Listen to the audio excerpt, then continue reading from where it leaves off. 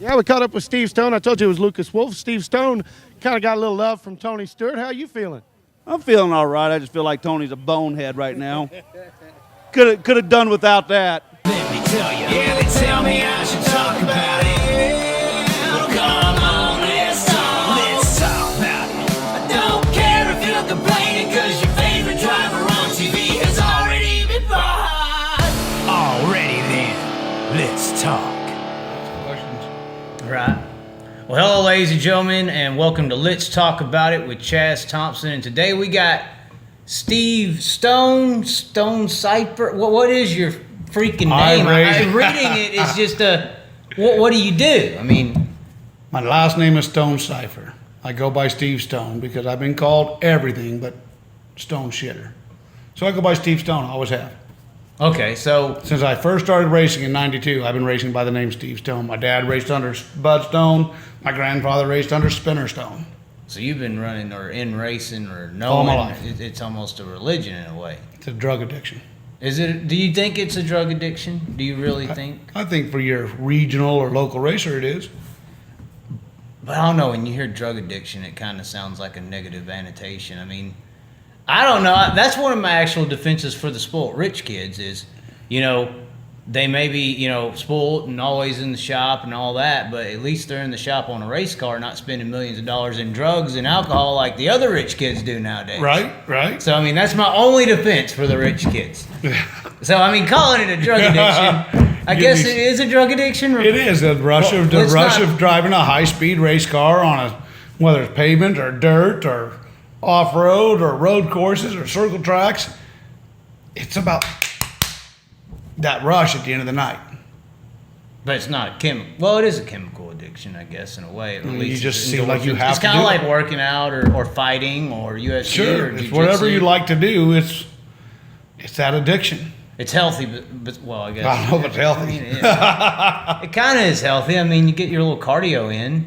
Right? I mean, you definitely. No, it's a workout. The temperatures are high in the car. They say that I think it's like people who do a sauna. Like 4 times a week, you have 60% less chance of getting cancer now. So I mean, it's kind of almost like a sauna and a cardio and everything. Anybody that says a race car driver is not an athlete that has never driven a race car for a long period of time. Especially the ones behind us. That's correct. Especially, even though they're 30 laps and people like to call them short, looking at in-car video. It's work. Even if there's a caution every 10 laps, it's 10 laps behind one of these things on some of the tracks. I mean, even on a good track, it's intense. Well, and you hear the saying "falling out of the seat" all the time. Oh, yeah. The guy Well, I've gets done it. tired. I was trying to talk to Kyle, which we don't even Yeah, well. about him. I was trying to tell him, like, one of the aspects. Yes, you're moving the wheel and all that. That's one aspect, but the real strength in it is when you go in the corner, your body's trying to slam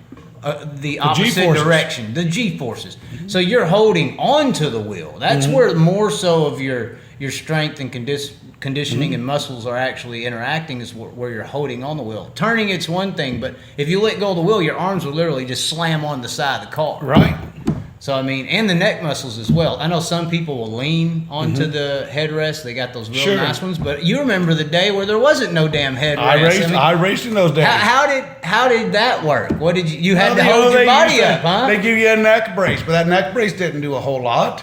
I ain't got much of a neck, but the guys who do, their necks get worn out. Or they had the little straps. I still have some. Hook around your shoulder, hook onto your helmet, and your head stuck like that. That's what you used? Was we it a did trick or an innovational deal? It was an innovation, I guess, at the time to keep your head from doing that. It was like a half Hans device, just the other way It around. was just a strap.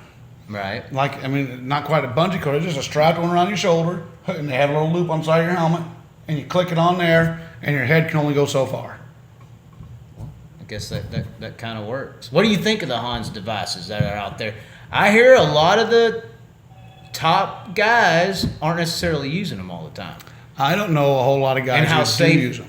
Or how safe they actually are. Because there's a lot of arguments that they can cause some huge time shoulder damage. I have a friend that had a neck injury because of one, or so that's what they feel like it was because of that. So he went to something different. He still uses a device. It's not a Hans device. It's like a cross that goes on his back. Myself, I don't use one. I don't know a whole lot of guys who necessarily do. A lot of the younger guys do use them because their parents make them, but it's not what I use. And it's pushed to us as this is safer, this will save you. And you see some of the slow-mos, and yeah, there's some benefits to it, but I said this a couple weeks ago, and it kind of, I've looked into it because I used to be in kind of track promotional areas, announcers, and all that for about 6 years. And I started getting into the money side, the business side of the sport. And a lot of people don't tab into that, how much this stuff all costs. Tracks too, media side of it all, how everything gets marketed. And I'll tell you what, when that freaking Dell Senior deal happened, anybody who put a little money into the stock for the people who had the Hans devices or the safer barriers is the one I was looking. Because the safer barrier, I think it's like $1 per square foot or rolling foot. So you're talking about Daytona. Sure. Yeah, I mean, somebody banked on that whole deal. And that without that, we don't have Hans and all this stuff. That's where it all spurred out from. I think, and I hate to have this attitude, but my personal opinion, it all routes back to someone sticking some money in their pocket. Unfortunately. Oh, I mean, even 9/11, look at our own country. I mean, look at him at home. Oh, no. What about ASCS hut with the ASCS head? He gets paid some money for every set of heads that goes out the door. Well, somebody worse than him. They had the muffler. You had to have it to run an ASCS event. He was making a little bit of money on every muffler. Well, then everybody had him. So let's give us a different muffler so he can make some more money. That's my opinion. And then they open the heads up, right? Well, now it's not no longer a garage. Well, a garage built guy building a race motor. It's $50,000 for a race motor for a guy that's doing this as a hobby because he has 6 or 8 professionals running around the country. Now, wasn't that whole open head motor deal up all over the whole Jeff? What was it? Jeff and who was it that had the heads challenge that year? I think it was Jeff Swindell and Jason. I don't know who had their heads challenged, but I know that one of the ASCS guys sold a friend of mine a set of their heads, and they had that canyon region running out of Manzanita, the non-wing gig. Okay, yes. And they came down there, and he knew who he sold the heads to, and they inspected that motor and said, "Oh wait, that motor's illegal," but they had sold him the heads. Made them load it in the trailer, take it home. So you come from a day where innovation was flourishing. I mean, back then. I think innovation. Talk about your beginning. I mean, you can kind of mix in your beginnings because we're kind of going to dabble in it throughout this conversation. But how much was going on back there? The gray area today is very little because of the innovations that were made to get to where we are. I think without the gray area using and the cheating that was going on back then, we're probably 150 horsepower short than we are today. Oh, I don't know about for 150 I mean, horsepower. in the innovation, I'm just saying the innovation of the sport happened through people cheating. Right. So people were innovating throughout the 90s and the early 2000s with, for example, ASCS stuff, trying to find ways around their rules. That's what you do. They give you a set of rules, you got to get around them so you can be more competitive or faster or whatever you want to call it. Nowadays, everything's just a store-bought thing. There's not a guy in his shop trying to find that better way. I know people who everything they have is store-bought, from titanium bolts to motors or chassis. Nobody's really building their own thing or trying their own thing. Do you think that is kind of a spurt from people trying to buy speed? Sure. Because, building it would have been today's day and age is primarily a store-bought race car. No different than going down to the Honda store and buying a new Honda, maybe putting a street kit on the thing or whatever. When you buy a sprint car today, everything's made for you. Everything. Right. There's guys not innovating or trying to create things. Not a lot of them. There's a few, but there's not a lot. The only innovation that I see that is out there is how you set up the car. Like, that's the only option you have to do something a little different. Absolutely. Everybody has their own way of things. Where I'm a guy that sets my car up very basic and don't make a lot of changes through the night. I know guys that seem like they rebuild the whole car between the heat race and the main event just because. Not because they're bad, because they think that's what they have to do. They're not any better than we are. So where do you think the separation is? Because what I'm saying is, if it is all store-bought, throw it on the car, you're ready to go, you would think that would make a lot of people equal, and the only difference in each other is setup. I think a lot of guys are Even though they're doing store-bought stuff, they're playing with, a lot of more guys are starting to play with shocks and bars. Obviously, that's been going on for quite a while. I think that's really your only difference on things. My driver last year, for example, we were on an old shock package I had, and he was doing pretty good. But then we went and bought Slade shocks because he wanted Slade shocks because that was the hot thing. Guess what? In his confidence level, it was all in his confidence level. All of a sudden, he was better, and he started finishing better. Because right here, he felt like he was better. You don't think it was the newer shocks at all? No, or? I think it had something to do with it. I don't think it had everything to do with it. I think a lot of it was confidence. So more so belief. Absolutely. Whatever the hot ticket is out there, if you got a driver in your car and that driver says, gosh, if I could have that, I could do better. It's mental. Like anything else, everything's mental. You know, setup wise, I mean, I don't think anybody's really that far off each other. So components though, you think there's no difference really out there? It's more so how best motor, best package. Well, I mean, what that do you think there is time. any gray area out there with people? There's not a lot of gray area anymore. Or people trying stuff at all? You don't No. think so? No, I don't think so. I don't think there's a huge amount of difference. Well, and I think that may play as to why everybody is so equal out there on the racetrack. Mm-hmm. You almost have to have a track go dry like we had at Casa Grande for a guy to drive a little bit. Yeah, well, and I think it's that way for wing or non-wing. You get a lot of guys saying that wing racing isn't that great because it's straight line bullshit. Right. But then the non-wing shows, go to a non-wing show and show me one that's better than a wing show because there's not a lot of them. The World of Outlaws this year have been amazing. I mean, I don't know course. if you've kept or watched some of their videos. They release them on YouTube and I'm not trying to endorse Outlaws. World of Outlaws have been amazing. The worst one was at Tucson. I mean, it's a circle from what I heard. But Port Royal's putting on great races every week. Lincoln, all the wing stuff's doing great. Non-wing, I mean, the one at Arizona was real good this last weekend. Sure. But it is, I don't know. It seems like winged racing's a little more trendy in the country right now. Well, too. I think it has been for quite a while. There's not a lot of, I mean, you have pockets of non-wing racing, and it goes back and forth every so often. You'll see it start picking, non-wing stuff start picking up momentum, and then it kind of dwindles away. But really, all that comes down to is the purses that are offered. Right. World of Outlaws offer a really good purse. You know, the USAC, which is your premier non-wing stuff, their purses are half. Right. What do you want to do? If you're going to make a living driving a race car, you see a lot of non-wing guys. For example, Brady Bacon runs a lot of wing stuff now. He's a non-wing guy, but I think he makes better money running his wing cars. Well, I think that's an example for a lot of non-wing guys to go run wing stuff. and it's very regional. I mean, like even the USAC National Tour, you might as well call it the Indiana Tour. Sure. I mean, Yeah, they you don't- look at, and that goes for the sprint cars and the midgets. They go to Pennsylvania for a week. They come out here for a week or a couple of weeks at the end of the year when there's nothing else And then going on. they do Eldora. Right. They run around Indiana. It might as well be the Indiana Tour. You're right. Well, and I think that something like Power Eyes really messed that up for them too, because Power Eyes opened up the War Series up there in the Midwest. Texas, they got the Elite Sprint Car Series. Florida, they got their Southwest Series. They just started off.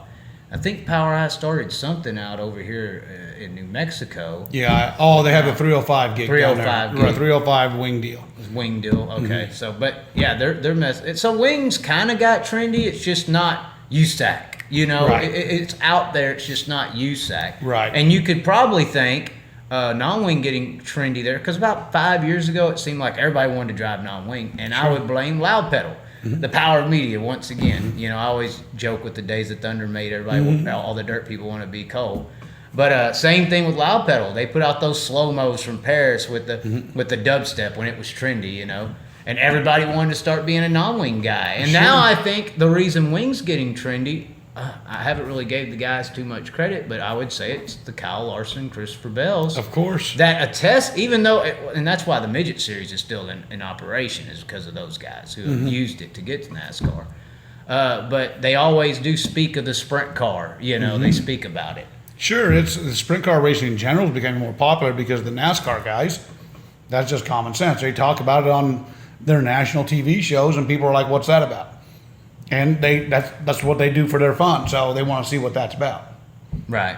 So you got more people. I always say all the time, you know, if the sport relevance was up, not only could our purses rise with more fan attendance, But a lot of people who can afford boats might buy race cars. Maybe. And that's what I noticed in PA when I was up there is, they were very, saturated in race cars. I mean, they weren't running a bomber class or a sport model. Right. Their 3 classes is wing 410, super late models, and they'll rotate limited late model in Right. 305. Right. Or a sportsman The sprint sportsman.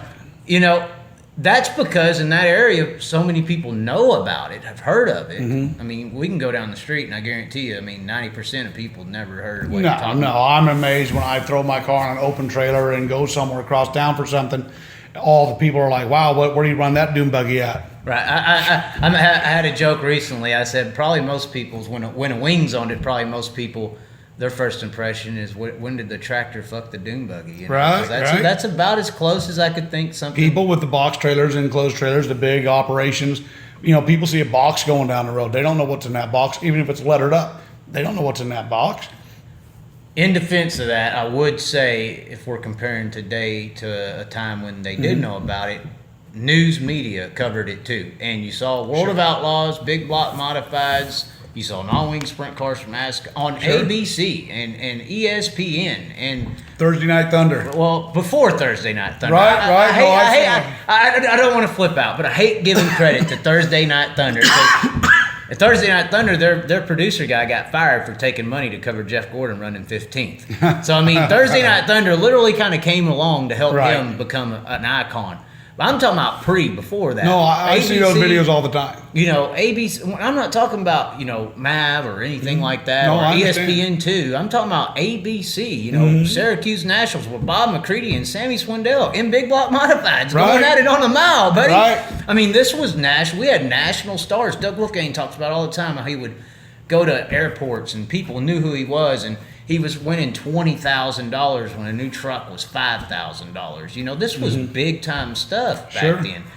I see what you're saying. Box trailers, stuff like that matters, but the regular world just ain't giving it no attention either. Sure. You're right now. If you're not a NASCAR driver, you're a second-rate talent, and that's how they're treating us. In my opinion. I think there's something to that. At the end of the day, not as many people go to the dirt tracks as used to. There needs to be more. But there needs to be more promotion on both sides of the fence. Promoters need to promote more. Racers need to promote themselves a little more. Yeah. They need to be seen. Yeah, I do say that the immediate fix or the closest fix you can get is getting a race. I was trying to say it in a video that tracks are kind of a stage and Absolutely, racers I are read the that. stars. And making the drivers, even if they may not be at your track every week, making those guys a star. Why do you think somebody can come back from stock car racing and charge a track $10,000 to be there? It's because they're a star. They're going to bring the people. It's not Correct. they're not there for the sprint car. They're for the star. Sure. So I think that's a short-term fix, but that's kind of why I explain some of the stock car stuff, is because that perspective does relegate the attention of the sport from the ignorant public that we deal with, because that is that NFL star over there, and we're kind of recreational players at the dirt track. That's the perspective. That is a perspective. That's a horrible perspective. Let's get off of that. What about you and your past a little bit? What about you and where did you start? Was it asphalt racing? Nope. My dad raced on and off most of his life. My grandfather raced before that. I was raised around it, is what we did. Out of my brothers, I was the first one that really wanted to race. Fresh out of high school, I got me a super modified. Started racing super modifieds. Super modifieds. What the hell? Because I heard about it. I caught when you showed me a picture earlier. I said champ car, because that's kind of what they 100-inch sprint car. It's 100-inch. It's basically a 100-inch sprint car, self-starting, carbureted. Ran a square fuel tank on the back, and The first Knoxville Nationals was super modified. That's correct. Yeah, you put the thing in gear, you turn on the switch, push a button, it hops about 3 times, fires up, takes off. Some guys ran clutches, proved to not be real safe, but there's a lot of guys around. That's where I started my first couple years racing. Then I switched over to sprint cars, and I raced at Manzanita on and off. They had just started their first 360 deal, split from the 410 group of SCOA, and they started this 360 group. And About what time was that was about 93. Okay. 93, 94. It's about when 360 racing started taking Right, off. right. And people like to joke at 305s, those aren't real sprint cars. I mean, that was the same thing people were saying when 360s hit the scene. That's right.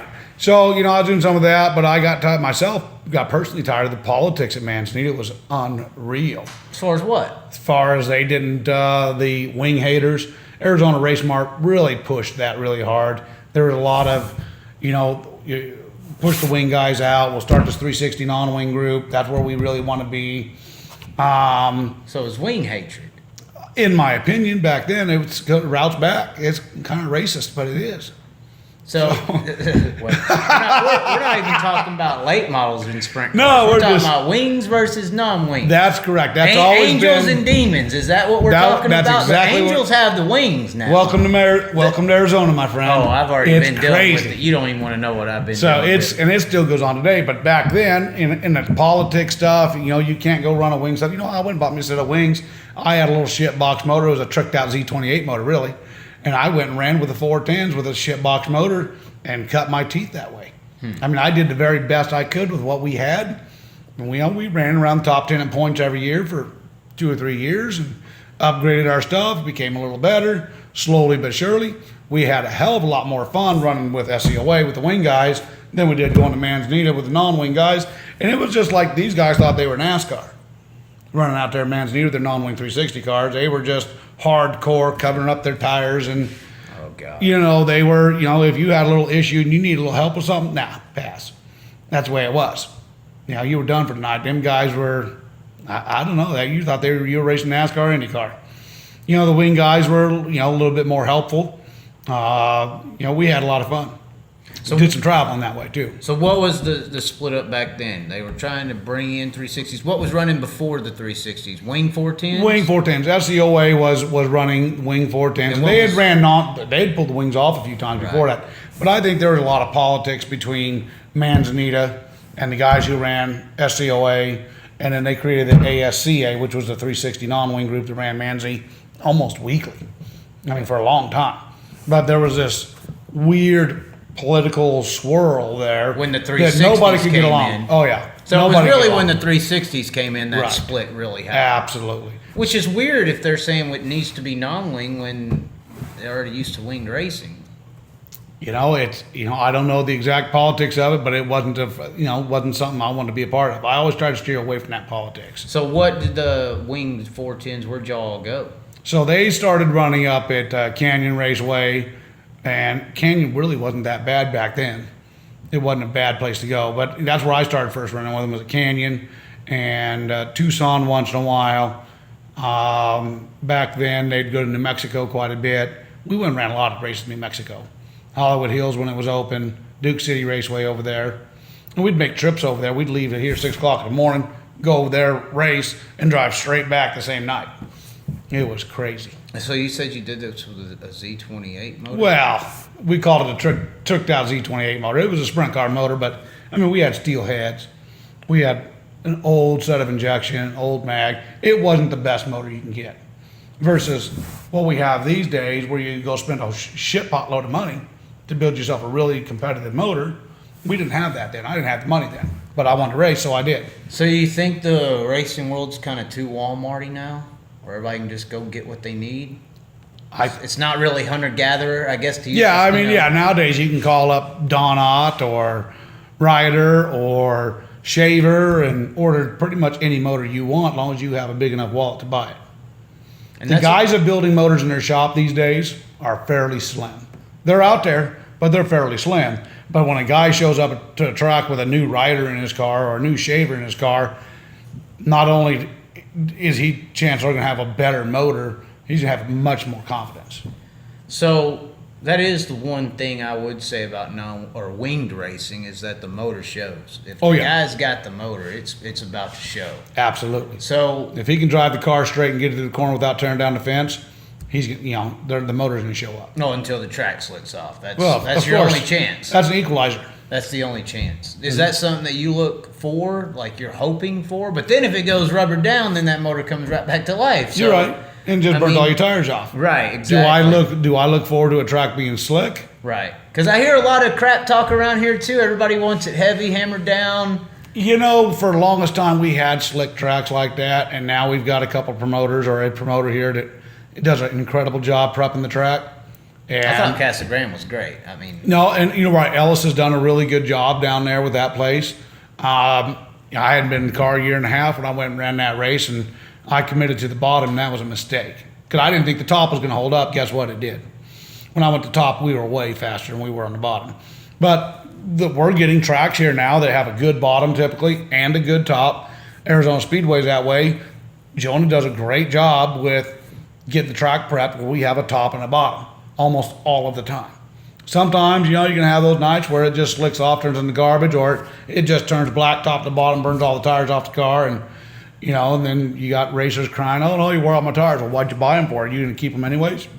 Yeah, I want to get a couple nights out of my tires, but at the end of the day, if you're competitive and you got the budget, you're bolting new tires in your car every week, regardless of what you wore out last week. that's a good question. We talked about the motors changing. What about the tires changing? Because I talked with Andrew Kitto earlier and Kyle, last show a little bit. I was like talking to him how they first started making sprint car tires was when Goodyear saw Sammy, cutting up drag car tires. What's happened in the tire world, and I've heard some stuff about Hoosier, and I'm not calling you out, but I've heard they're pumping them out so quick that they can't get their stuff right over there. Well, I don't know. I haven't had any problems with the Hoosier tires. And back then you didn't have to run certain brands. No. You ran whatever you had. Right. Whatever you had. I had a business with a guy that owned a company. It was Speed Mart in Phoenix, not the one in Washington. And we had a small business together. We dealt with each other on a regular basis. Got to know him really well over the years. And Lowell would tell me these stories about buying these humpers. They're basically just a drag racing tire. They'd groove them up, and they would grow like crazy on the car. And they were one of the first guys to try them out. And they picked up a bunch of wins, and then all of a sudden other people started figuring it out. And people started playing with tires and playing with compounds. I know guys that put late model tires on sprint cars because they can get more stagger out of those things because they were so darn small. They'd be able to run 20 inches of stagger. I think that started up there in the PA area a lot. That's where you first saw them laying over. That's where you kind of find most everything is up there in that area because them guys, that's what they do. In sprint car parts. I have a friend back there who ran over 100 races last year. He left that place to go to the Nationals and go to New York. And he ran well over 100 races last year. Unbelievable. Right. We're going to be lucky if we get 15 races this year in 10 months. That's true. It's kind of a joke. Well, it's kind of unmotivating. It's the area. It's absolutely. It's always been. The people aren't supporting the sport. The weather sure is nice in the winter, though. Well, it's getting a little hot. I know. I mean, that's one of the reasons I've been delaying going to Knoxville or Iowa or anything like that. Somebody messaged me. It's like, you gonna jump Knoxville for canceling the races for being too cold? I'm like, hell no, I ain't. You ain't gonna make no money. Hell, Knoxville is struggling to get fans on Wednesday of the Nationals. So I mean, well, not struggling, but it ain't full. It's not like it once was. It's not like it should be. If the world knew about it, knew what that was, they would have to be building stands around the damn track. That's my point. But anyway. Yeah, the tire thing. I mean, the tires come and go. For a while, everybody was on Goodyears. Those things sucked. Versus years ago, we had good American Racer was a good tire. But ASCS, for example, has a deal with Hoosier. So guess what you're going to run? Because Yamaha's getting some money from Hoosier for every car that comes to the pits. I just explained this one time, straight from the cat's mouth. Yeah, they don't get paid by the tire, or didn't back then. So if every car that comes to the pits, they get X amount of dollars because that car came to the pits from Hoosier. Now, does a regional guy ever see any of that money? Hell no. It all goes to the national office. World of Outlaws, I don't know what their deal is with Hoosier, but I'm sure they got a great deal. But it's a little bit different tire than what we have. It's different compound, different structure. Do you think that kills the competitive aspect a little bit? Because the tire wars were kind of interesting. You would pay attention if a Goodyear ran real good. Like when they did the Mopar Million at Eldora, you had, I make this claim when non-wing guys like to joke about wing drivers. But you had Stevie Smith and Jack Hodenshaw. Stevie Smith's first non-wing race ran second, and Hodenshaw won both with Goodyears, and everybody else was on Hoosiers. But that was a different Goodyear. Well, then the last version of Goodyear we had was a completely different one. I picked some up from some friends, and new That's ones. when Outlaws did they did a Goodyear deal, too. Yeah, they had a Goodyear deal, but I think with ASCS, all we had to have then was the right rear Hoosier. Okay. We can run Goodyears on the left rear, Goodyears on the front, and a bunch of us did. We were able to pick those things up cheap, and we ran them, and they were definitely a different structure of the tire, and the compounds were different. But when you're trying to save a buck, you ran them. And American Races, I heard were really good tires. Yeah, I've ran American Racers. Some long call them time hockey ago. pucks, but A long time ago, and then recently we had some before ASCS made us. You have to have Hoosiers on all four corners. We'd buy the American Racer fronts. They were $50 cheaper a tire. It's a front tire. I can burn off a Hoosier just as easy as I can burn one of those off in the front, Right. relatively quick, anyways. The American Racer's a good tire. I think, in my own opinion, that we should be on an open tire rule, at least on three corners of the car. I understand everybody wants to have a right rear tire rule, but same right rear tire. But at the end of the day, I just think we should just be able to run whatever we want. and that's all about that's trying to give the fairness aspect. That's trying to get it to where I was talking about earlier, where there's no real difference. If y'all buy the same parts, all you got to do is worry about setup, and you can all be fair. Right. Which, you roll into most pits, except for the World of Outlaws. Now, even actually, Outlaws have a lot of differences as well. But the income gap in most of your pitting areas is obvious. You see who's got the rig, sure. you see who's got this. Even in ASCS, you see that national tour roll You in. see it on the regional basis, local basis. Well, Outlaws. You roll, right. Everybody's got the rig, but you see the cars are some are not as stout as the others. Absolutely. But you roll out to our local regional deal, you have guys that roll out there with all the money in the world, and it shows. Right. And you see the guy rolling in there with a beat down old trailer. He's not going to a trailer race, but his race car isn't necessarily the best either. They have good equipment.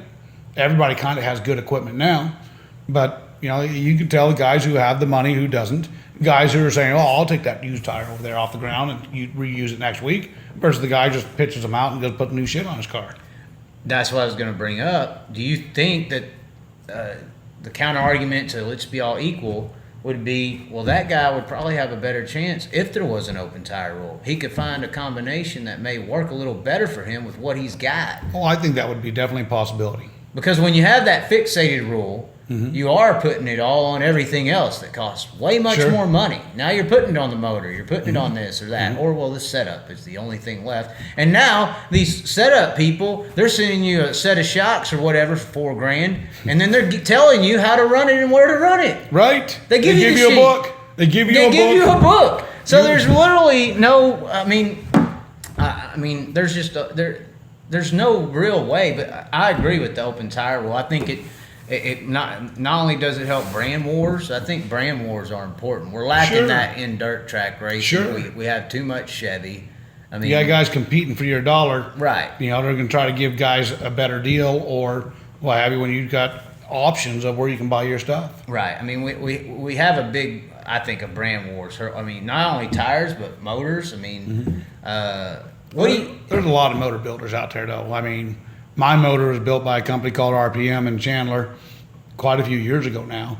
But that guy, which they don't have that business anymore, but that guy takes care of my motor. Right. I take it only to him. He's the only one that's ever touched it since I've owned it. He runs the valves. He does all the maintenance. He's the only one that's been able to freshen it. I don't send it off to, like Westmar will charge you, for example, 10 or 12 grand to freshen a motor. My freshen bill's half that. I tend to be pretty fortunate and be able to have a guy that takes care of me that way. Not everybody has that. Well, and you're saying there's brand wars in that aspect between actual motor builders too. I think so, yeah. I'm more so saying like those brand guys could be getting some help, financially or maybe dropping their prices a little bit if Chevy or Ford was helping them out to develop something. You see Tony Stewart's got that whole Ford deal. And my opinion on that, on what's happening there, similar to what Toyota did. Come in, set up with the right team, kick some ass. Now everybody needs a $60,000 Toyota 4-cylinder. That's what you need. Or, the SR11 too. You can go that route. But what I'm saying is, Donnie Schatz ain't running good right now. He's running 5th, 4th. they're going to throw that damn Ford in there, and I bet you money he starts whooping some ass. And now, and they're going to charge $100,000 for that Ford 410, Of course. and everyone's going to fall. Everyone's got to have. Racers are like that. They see one guy that has one new neat thing, and they, oh fuck, I just got beat by that guy. I better have the same thing he did. It's like the digital bleeders. Everybody around here's got digital bleeders now. I'm still running a little bit old school stuff with the Conroys. But you got these guys go out and spend $2,000 or $1,800, whatever they are, for those digital bleeders because they got to have them because somebody else beat them with it. All of a sudden, that same guy, he goes buys them. Guess what? He's still running that same spot. Right. You know, it's monkey see, monkey do. That's always been a racer's deal. Does that hurt the sport a little bit, you think, or? No, I think it's good for business because.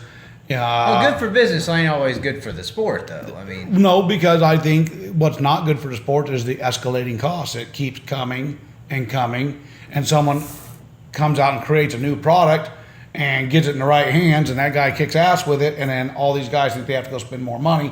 And well, guess what? Little Jimmy can't get his GI Joe this month because Dad needs this new part. The parts he has are fine, but he has to have the special part because this other guy had it because he got beat from the other guy. Does that make sense? Yeah, I mean, I know what you're saying. It's exactly what, just like the No, the escalating costs, if anything, these, You don't think payouts should rise? of course they should. I mean, I really. blame it on fans. We don't have enough of them because that's Well- to me that's where your payout increase is in front gate End of the income day, that we the- don't have anymore. The cost of not only owning the car, but operating a race car. I know going to a regional race out here, it cost me $800 a night to unload that car. By the time you can consider wear and tear, and if you don't crash the car, tearing the thing up, just finish the night, fuel, pit passes, all your basic stuff, at least $800 a night to run that car. We pay $1,500 to win and $200 to start. Now, I've been saying this for years. They went to 360s because we can pay them a little bit less money because they're just 360s. and they cost a Midgets race for less money because the cars are smaller. Well, that's just ignorant because a midget costs more than a sprint car does. It just doesn't make sense to me.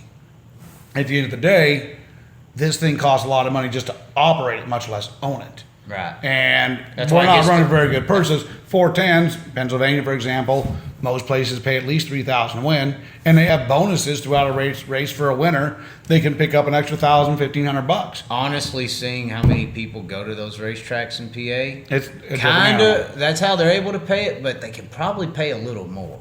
And how do they not sell beer I don't want and make a profit? I think it's And make a BYOB, correct? Well, Most right. So we places. went back there. Me and my buddy went back Well, there. that's what I was telling them. I was like, I was at Casa Grande, like, it's not BYOB here? Because I was like, you had to go buy your beer. I said, dude, they shut the tracks down in Texas if you did that. I mean, we got Devil's Bowl, the one track that does it, and people will intentionally not go to that track because you can't buy beer or bring your own beer cooler in. Yeah, well, in Pennsylvania, my buddy shows up and says, oh, shit, I can't buy no beer here. What am I going to do? Well, someone told him, go drive back down the road and you can stop at this special store. They'll sell you some beer. You can bring it in if you want. Well, here, you go to the racetrack and you come walking through the front gate with a 6-pack or 12-pack. They can tell you to put it back in your car. At the racetrack, we put it in the ice chest. Nobody sees it. It's penny smart and dollar dumb in a way. There you go. Manzanita years ago sometimes would inspect people's coolers coming in the back gate even. Make sure they didn't have beer. But to their benefit, at the end of the night, they would open the window in the pits as soon as the last main event started, and it was $1 beers. All you can drink, $1 beers. That wasn't such a bad gig.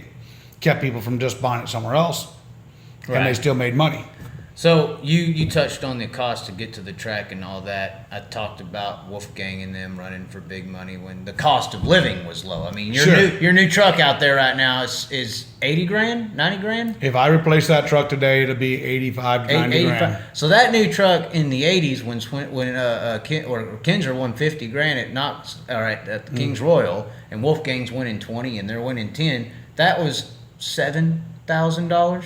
Probably. So I mean, income was a lot lower for people too. But the payout was still there. But they started that thing with $50,000 to win. Guess what? Last year it still paid $50,000 to win. Right. So, exactly. So the cost exactly. caught up to I know where you're going there, but also people stopped. It slowly deteriorated in fan attendance as well. Sure.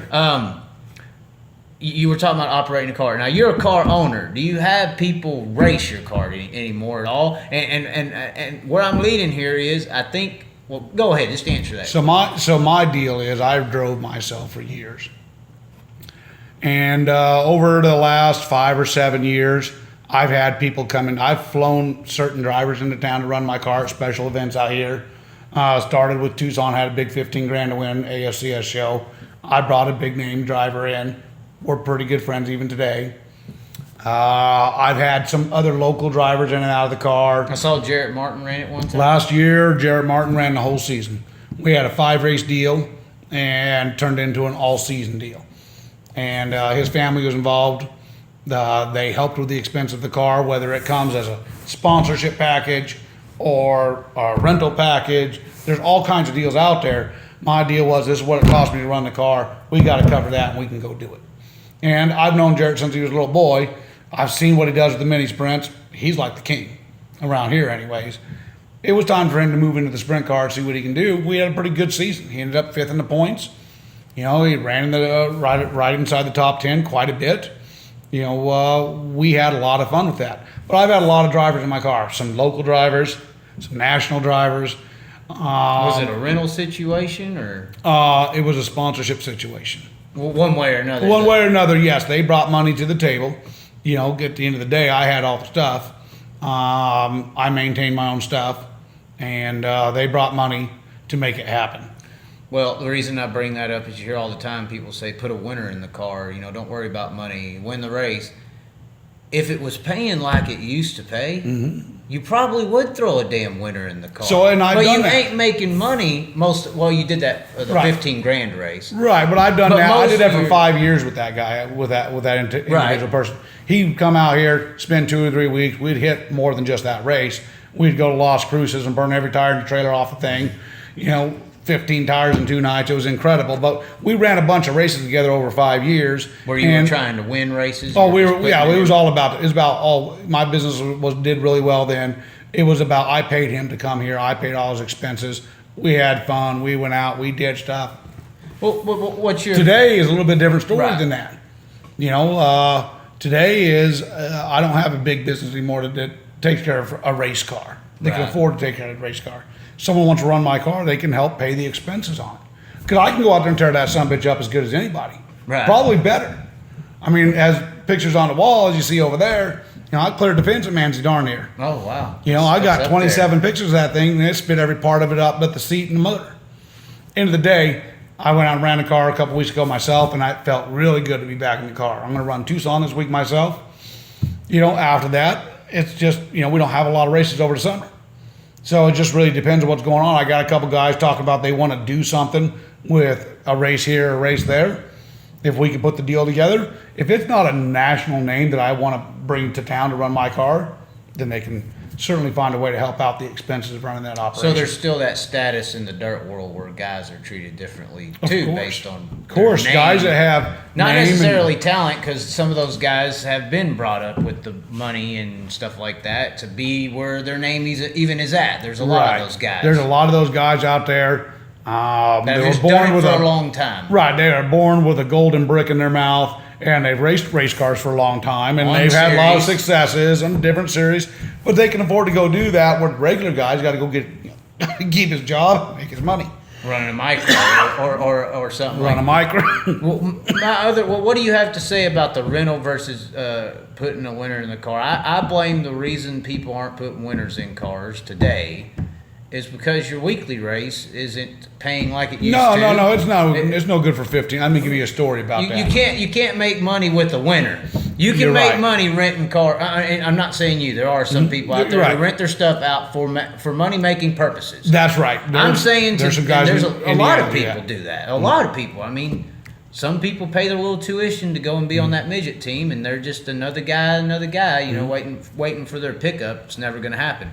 But anyways, don't want to get into that. What I'm saying is, I think the reason they're doing this rental ride thing is because you can't make money with winners at these tracks because of how the payout No, structure you're is. absolutely correct. You're absolutely correct. You can go out and win a 10,000 to win show, and you pay your driver a minimum of 40% typically. Some of them get 50. Right. So you lose, so call it 50%. Then you burn 6 tires off in a night, call it that, because if you're going to challenge for the win, you better put new tires in the car every time the car goes on the track just about. You got fuel, you got pit passes, you got getting to the track. You know, a car owner can make a couple $1,000 after he pays for all of his expenses on a 10,000 to win show.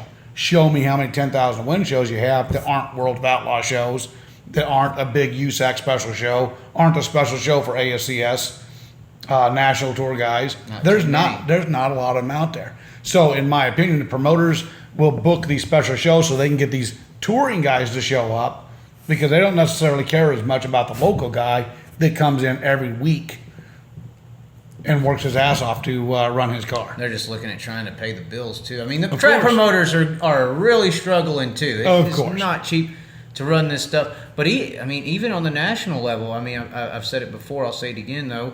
You know, Donnie Schatz, won 22 races, I think it was, all the big races that he won, just over $600,000 in an operation that's 1.2 or Right, that's backwards.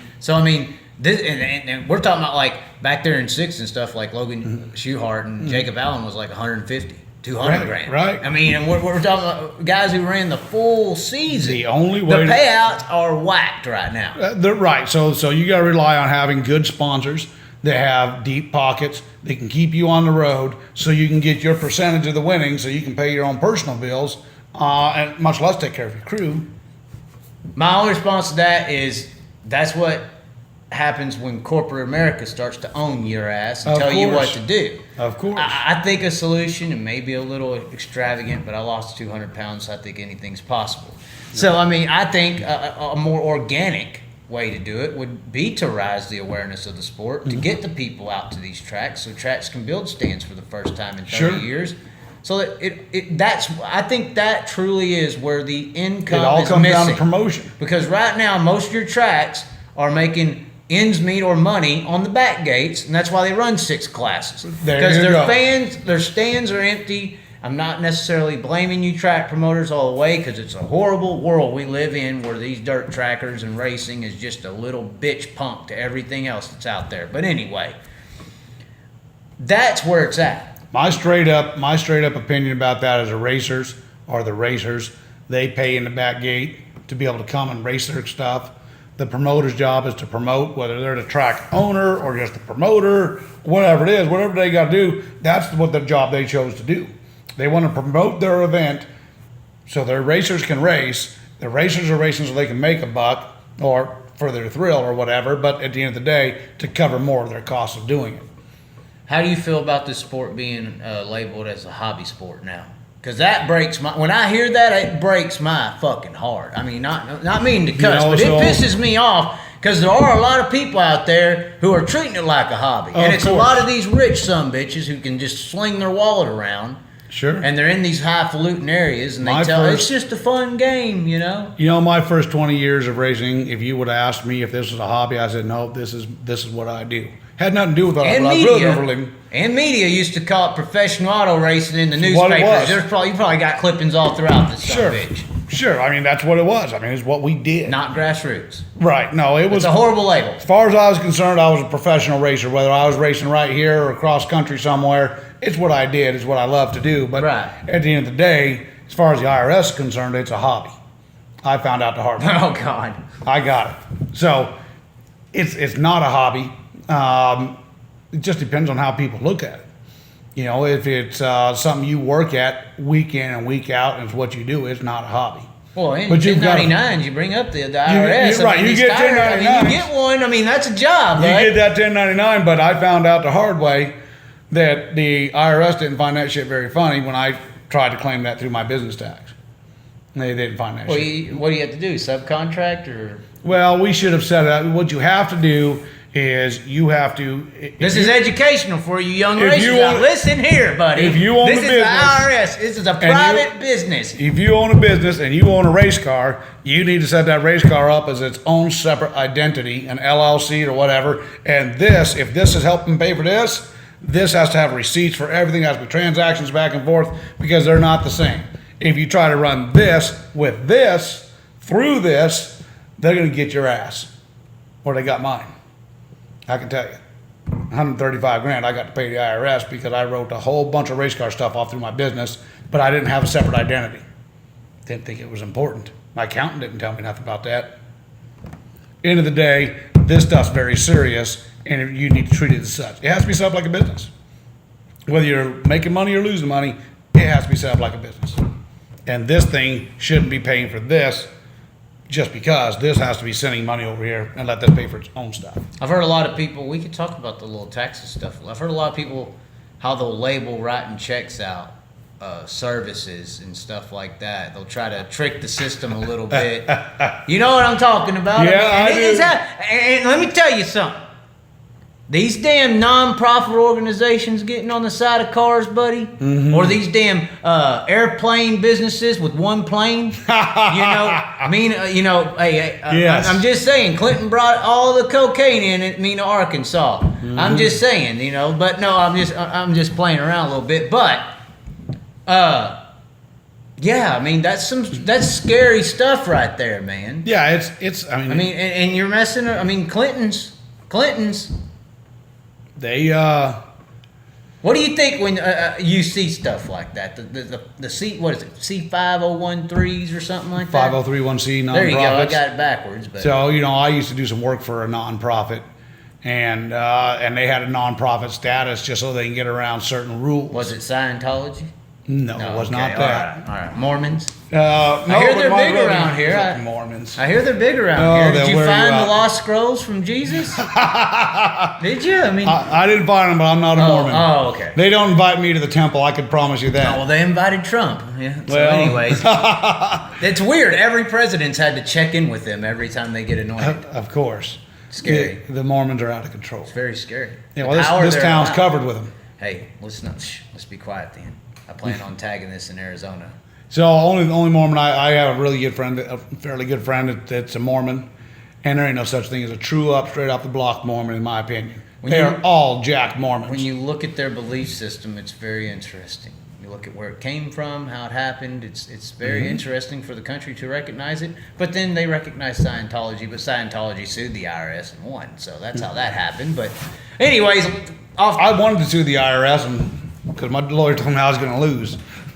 well, most people do lose until you get into one of those loopholes, So, but what do you think the nonprofits, the stuff when you see those involved, I think that, for example, churches that are nonprofit, I think a lot of them, not all of them, but a lot of them are just money-making machines. Oh, it's scary. Like that guy in Texas that just went through a divorce. His wife cussed out an airline pilot at some point, and he has that big church down there. He's just, where in the Bible does it say that a preacher needs to make that kind of money? Tell you what, they need to be praying to God when they do some of the stuff that they do. Well, they know that when they're on their deathbed, they can ask for his forgiveness, and that's that. Maybe that's their thought process. System. That's their belief system. There you go. Obviously, that's it. The Catholics may not like that too much. But No, but we'll leave the Catholics alone because we've almost hit all of them. Right? I'm not a Catholic, but there's a lot of young boys wish they'd never met him. Oh, come on, leave Jeff Gordon alone. Come on now. All these, that is a scary deal. I said this the other week. I'm gonna bring it up with you. There's a lot of rich old guys in the top of this racing world, basically that have set up a system that has 8, 9, 10-year-old boys wanting to be NASCAR racers, and will do with the parents that have put 20 or 30 or 40, 50,000 into their career already since 5. That's a freaking scary situation, bro. There and is. the Catholic Church stuff's real, and so is Sandusky. That's all I'm saying, bro. Mm-hmm. And The parents. that's messed up. That's a messed up situation. right there. I think they should just let kids be kids until, people I've known a lot of people who brought their kids up racing quarter midgets or go-karts or whatever at a young age, and then they start dumping more money, and pretty soon they're touring because their kid's gonna be the next Jeff Gordon. Right. But what happens He when they're sold not? all that, by the way. He Right. sold it all. But keep going. There's a lot of people out there that think their kid's going to be the next Jeff Gordon or Casey Kane or Larson. Wood Larson. Their kid's going to be it, and they spend enormous amounts of money to make that happen. You know what? And 99% of the time, it never happens. But Tanner Thorson, Spencer Baston, you can be there's plenty of those out there. 350 grand come fund my operation. there you go. Keith Coon's got a hell of a gig going on.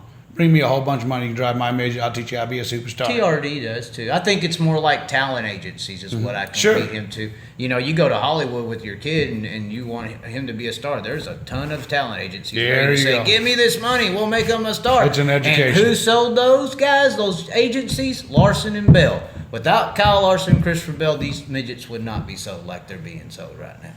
Yeah. Guarantee. Or they want it be wanted as bad. And now you see everybody, like I said, with the engine deal, they're all buying the $60,000 Speedway Toyota.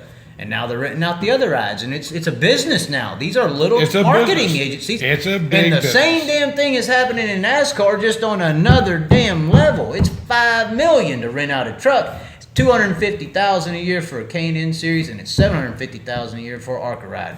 You got to go through those things before you even get there. Before you even think about it, you need about $15 to $20 million to be a NASCAR driver, and having talent is about the last fucking thing you need. You got a millionaire down the street who thinks, you know, he wants to be a NASCAR racer someday. We'll put $20 million on the table, and you'll be at the Daytona 500. There you go. That little a kid that come from Mexico. Saez. I don't pay much attention to NASCAR, but Mexico, yes. Daniel Suarez. Suarez, that's the one. He got into Kyle Edwards' car. Carl Edwards, yeah. Kyle with the Edwards still Arias. had a contract to go. With the Arias. Right. So then he came to town, and for some reason, Edwards decided he was going to be done racing. You think that wasn't about a whole bunch of money? Well, I was told. I think Edwards just got enough money to retire. I was told. Now, when you come up through Mexico, Mexico is fifth on the world's most billionaires. So a lot of people don't know that. Is that right? There's some very rich people in Mexico, and they want their representation in NASCAR, maybe. But this Daniel Suarez came from a somewhat humble beginning, you know, a little town and all that.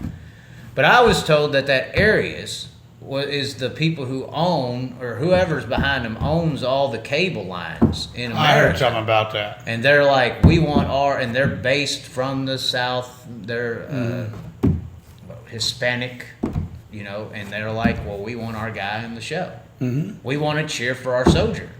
And that's what I tell a lot of the dirt track people too, is like, that's kind of how NASCAR works you as a fan, you know, especially sprint car fans, because Larson and Bell is your Hunger Games representation. They're your guy in the arena, you know, just like Cole was and then Gordon, and then all the whole damn trail.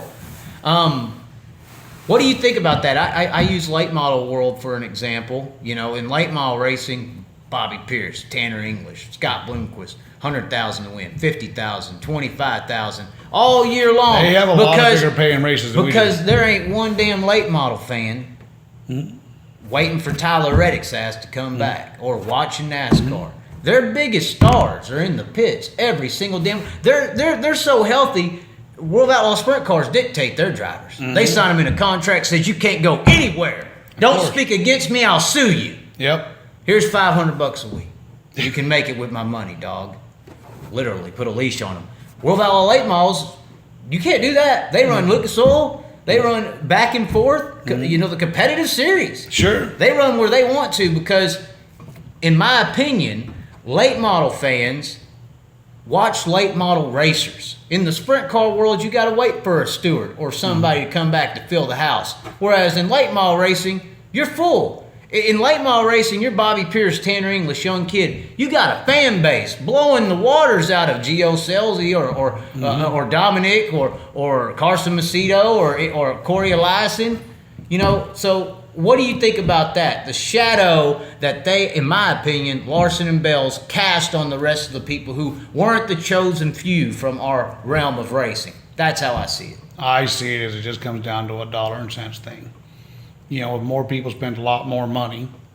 I mean, your late model fan, your late model fans are deep in the South, and you know, on the East Coast. That's where they're at. There's big late model stuff isn't out here. It never comes here. It comes here once a year for a week at Arizona Speedway, and those guys are just testing and tuning. Right. You know, you have hardcore fans, and that's what they do with the sprint car gig specifically out this way. It's just a matter of having more cars and more people being involved. But you can make more money running a late model because they have a whole lot more bigger shows.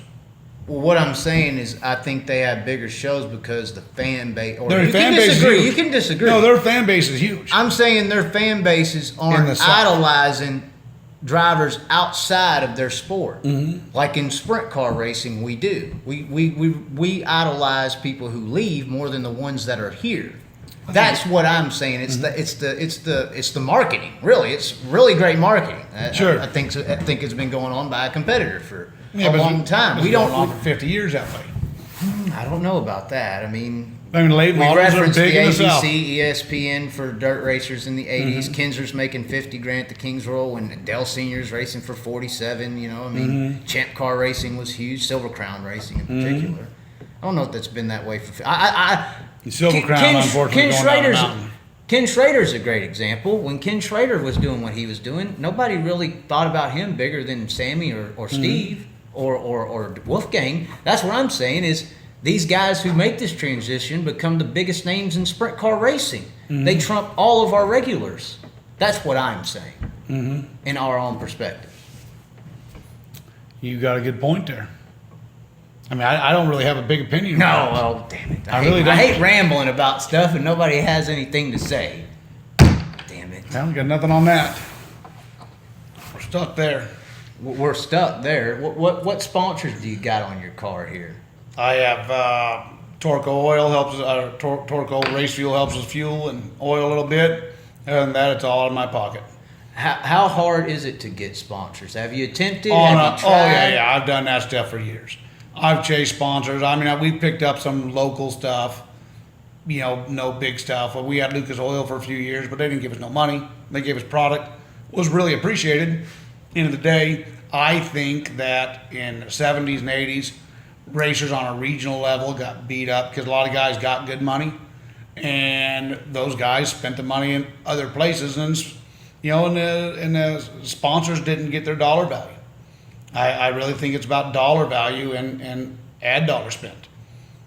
They're not as readily available as they once was. Most people have some form of funding of their own to operate their operation. Some guys are able to find sponsorship deals. A lot of it's family deals. A lot of it's who? It's your brother or your sister or your uncle. I've never ever got someone come up and say, "Hey, Steve, let me give you $20,000 to help the racing organization this year." It's never happened. Maybe I'm just not that good. That's all right. Well, but show me a few other guys, and there's not very many of them around here who my friend JT, he's got a good sponsor, but he drives for his sponsor. Speed Sports down the street. That guy owns the car. He runs it through his shop, and JT drives it. Those deals are. It's about who you know, what you know. When you're on a national level, it might be a little bit different. But look at Don Sean, for example. Tanner Carey. He's racing already on the tour. Did he need the Tony Stewart deal to go keep racing? No. Did they need any STP money when they had to keep racing? No.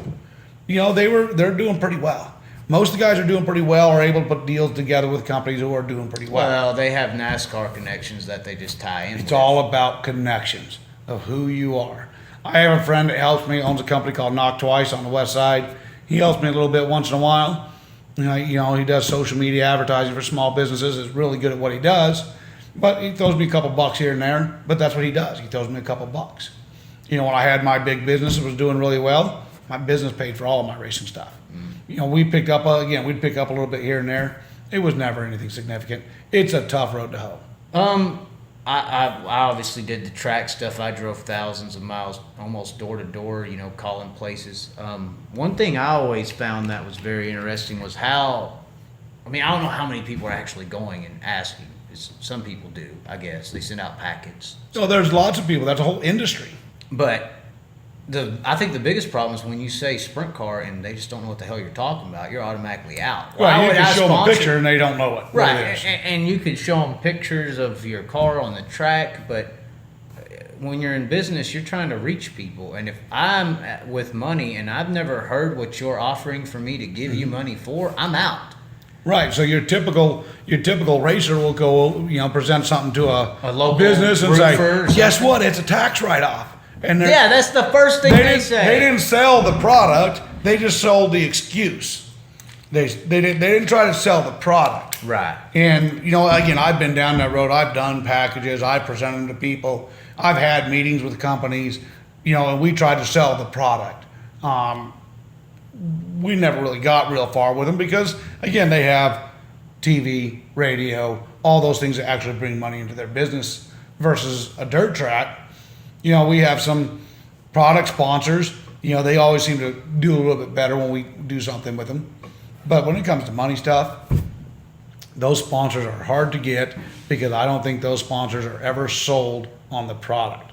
I don't think they have that much interest. And I think I just think it really goes back to not knowing what the hell you're talking about. Well, I'll give you a good example. I was doing the Devil's Bow, trying to get sponsorship for them.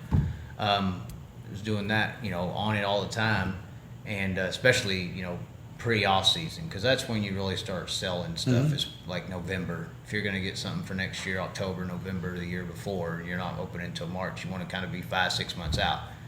So, I mean, I would go everywhere, but we had this arena football team move in called the Mesquite Outlaws. And we'll give a little two-story situation here. So every week I would send stuff into all the local news stations, stuff like that. Here's this driver, here's that driver, here's the results, here's what happened, you know, never get a response. So World Outlaws, this was in 2014, I believe, when the Outlaws were coming back to the Devil's Bow. So I sent in a letter, you know, Outlaws are coming to the Devil's Bow Speedway, returning, you know, this is where they started. And CBS calls, blew my mind. I'm like, hey, yeah, I'm on the phone. And she's like, so the Outlaws are going to be out there this weekend? And I'm like, yeah, the Outlaws. And I started explaining it to her and all that. She's like, oh, I thought you meant the football team.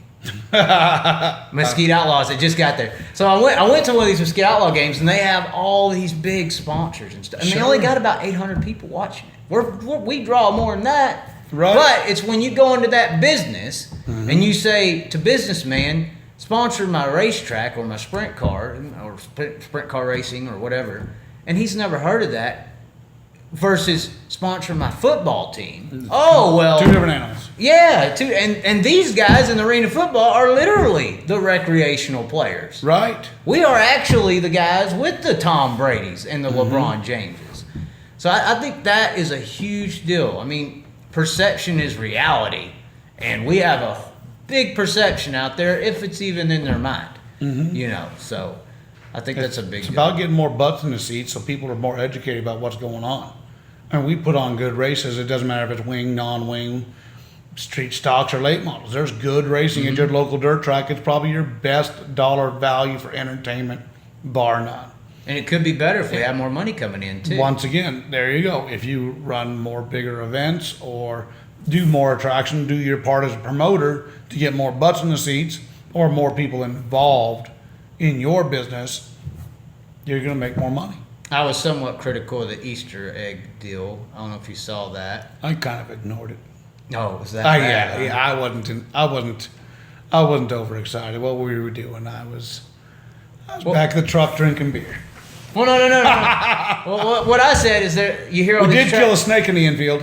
Oh, well, they may not need to know that. What I'm saying, well, I talked about it, though. I said, you do all this stuff, buy giveaways to get kids to the track so they'll bring their parents. I'm like, that's not how it works. You need to get something that, like when we were, most people who are fans of dirt, we were taken to the track by our parents. Right. Because our parents wanted to go. Right. We need to reach the 20 to 35-year-olds that have kids, and we need to make that cool to that age genre. Not bring the kids out. That's not how it works. Well, I mean, a lot of that has to do with getting some racers to spend time maybe doing shows at high schools, even junior high schools. What do you think about what Casagrand's doing with that? They're bringing the volleyball team I think out if I wasn't going to Tucson, I'd be all over that like God. on a fish. Hey, to play them? Oh, yeah, hell not. That'd No, be I'm about to say. We'd get our ass whooped, but we'd have fun doing it. Well, but that gets your it fans, does bring but that people. gets your fans involved. So now those fans are gonna say they did this, that was kind of cool, and maybe what are they gonna do next week? You get them talking about that when they leave I think the it's a better racetrack. idea than the Easter egg hunt. Well, yeah, I mean, You're at least bringing that it age wasn't much of an range. Easter egg hunt when everybody laid them all over their hoods of their cars and said, "Here, come get an egg." And then they told the kids they can't Might have as well more have been than, Halloween. they told the kids they can't have more than one golden egg. They said if you find one golden egg, put more than one, put it back. That pass. Teaching them socialism, literally. Yeah, well, at the end of the day, you put 2 golden eggs in front of me, and I'm going to stash one in my pocket. Oh God. Well, that's the competitive edge we need in the world. So, do you run non-wing at all? Oh, yeah, I'm probably a better non-wing racer than I ever was a wing racer. Which one do you think is tougher? I think they Let each me have tell- their hard aspects. At They the are end of the very day, if you've different. never driven a sprint car, at the end of the day, a non-wing car, you drive way different than a wing car. They're both, I think, equally hard. They're just 2 different animals. It's like comparing apples to oranges. They're different things. A wing car drives completely different. A wing car, you try to drive like a slot car, but you seldom are. They are faster than non-wing cars. Non-wing guys go in there and they'll back them in the corner. They don't absolutely have to, but they do. And, non-wing shit's fun. Wing racing's fun. I think they're just 2 different disciplines. I think if a new person was going to do it or whatever like New that. fans go because they like, if they see a wing car and a non-wing car, they like the wing car for 2 different reasons. First, they like to see that big old hog shit on top of the thing go around there because more shit's going to get crumpled up, and they love the speed. With a wing car, you have speed. At Arizona Speedway, it's almost 2 seconds difference between a wing car and a non-wing car. That 2 seconds is a lot. How that thing goes into the corner and comes back down the straightaway and doesn't bobble and runs that thing straight through there like that, and then then again you get a non-wing car, backs it up on the fence, bangs it off the fence, left her in front, tips over, crushes the cage down on the driver. Oh come on, we don't need all that now. A little aggressive, but end of the day, there are two. I think they're just 2 different complete animals. So when you have that lifelong argument about wing and non-wing, which we've had to deal with there in Arizona for pretty sad. It's absurd. That's pretty sad that you've had to deal with It's that. absolutely absurd because they both put butts in the seats at different times. Running them both on the same night is sometimes good. Like we're going to run Santan Ford cars down Tucson this weekend, non-wing, and then the ASCS wing cars. That's not bad, but that's a much lower paying class. That person pays half of what ours does, and we can't make no money doing it. Right. That's a true sportsman deal. When you run USAC non-wing cars and ASCS or even World of Outlaws together, that's a great show for fans. A little expensive to run, but at the end of the day, it's a great show, and they get the best of both worlds. I think wing racing gets really good when it slicks off. I think there's a whole nother aspect Sure. that non-wing guys ain't even giving credit, Mm-hmm. because they non-wing guys just say, "Oh, you hammer on the floor, you go in there wide open, you just point where you want to go." There you go. You slick the track off. That's not what happens. No. It's completely different. It's Now you're running twice as fast on this icy Twice track. as fast on an icy track, and it's a chess game at that point. Right. It's a foot game too. I mean, First guy to find the rubber typically will win. well, That's when it changes. Or if it stays slick, it can If be it stays really slick, good. you can have great races. Great races. We've had, years ago, me and a guy, we were racing up in Sholo, a little tiny quarter mile up on the mountain, and me and a guy named Calvin Landis were swapping third spot back at each corner of the track the whole race until about 2 to go, and I missed my cue and tipped her over, banged the fence, tipped it over. But I would get him going into 1, and he'd get me going into 3 every lap. And it was a wing race, and we were backing them in that night all night long, but we were hovering around the fence. It was a little tiny racetrack. But that was fun. That was some of the most fun I ever had, challenging back and forth at each end of the racetrack the whole race. I'll stick to my guns. Quarter mile wing 410 sprint car racing. It's high banked. It's hard to beat that. No, man. it's really hard. Short even tracks, when it's hooked up, it's still dicey. wing or non-wing, the bigger the track, the more chances of a train race you're going to have. The smaller the track is more of an equalizer. I can give you a prime example of that. Last year, we had that same track, ran my car up there, had Jared in it. My brother took his Challenge Cup car, which the motor is probably 200 horsepower less than my motor. And he was down there, and he's moving through the field with this little tiny motor. Granted, he's a pretty good wing racer.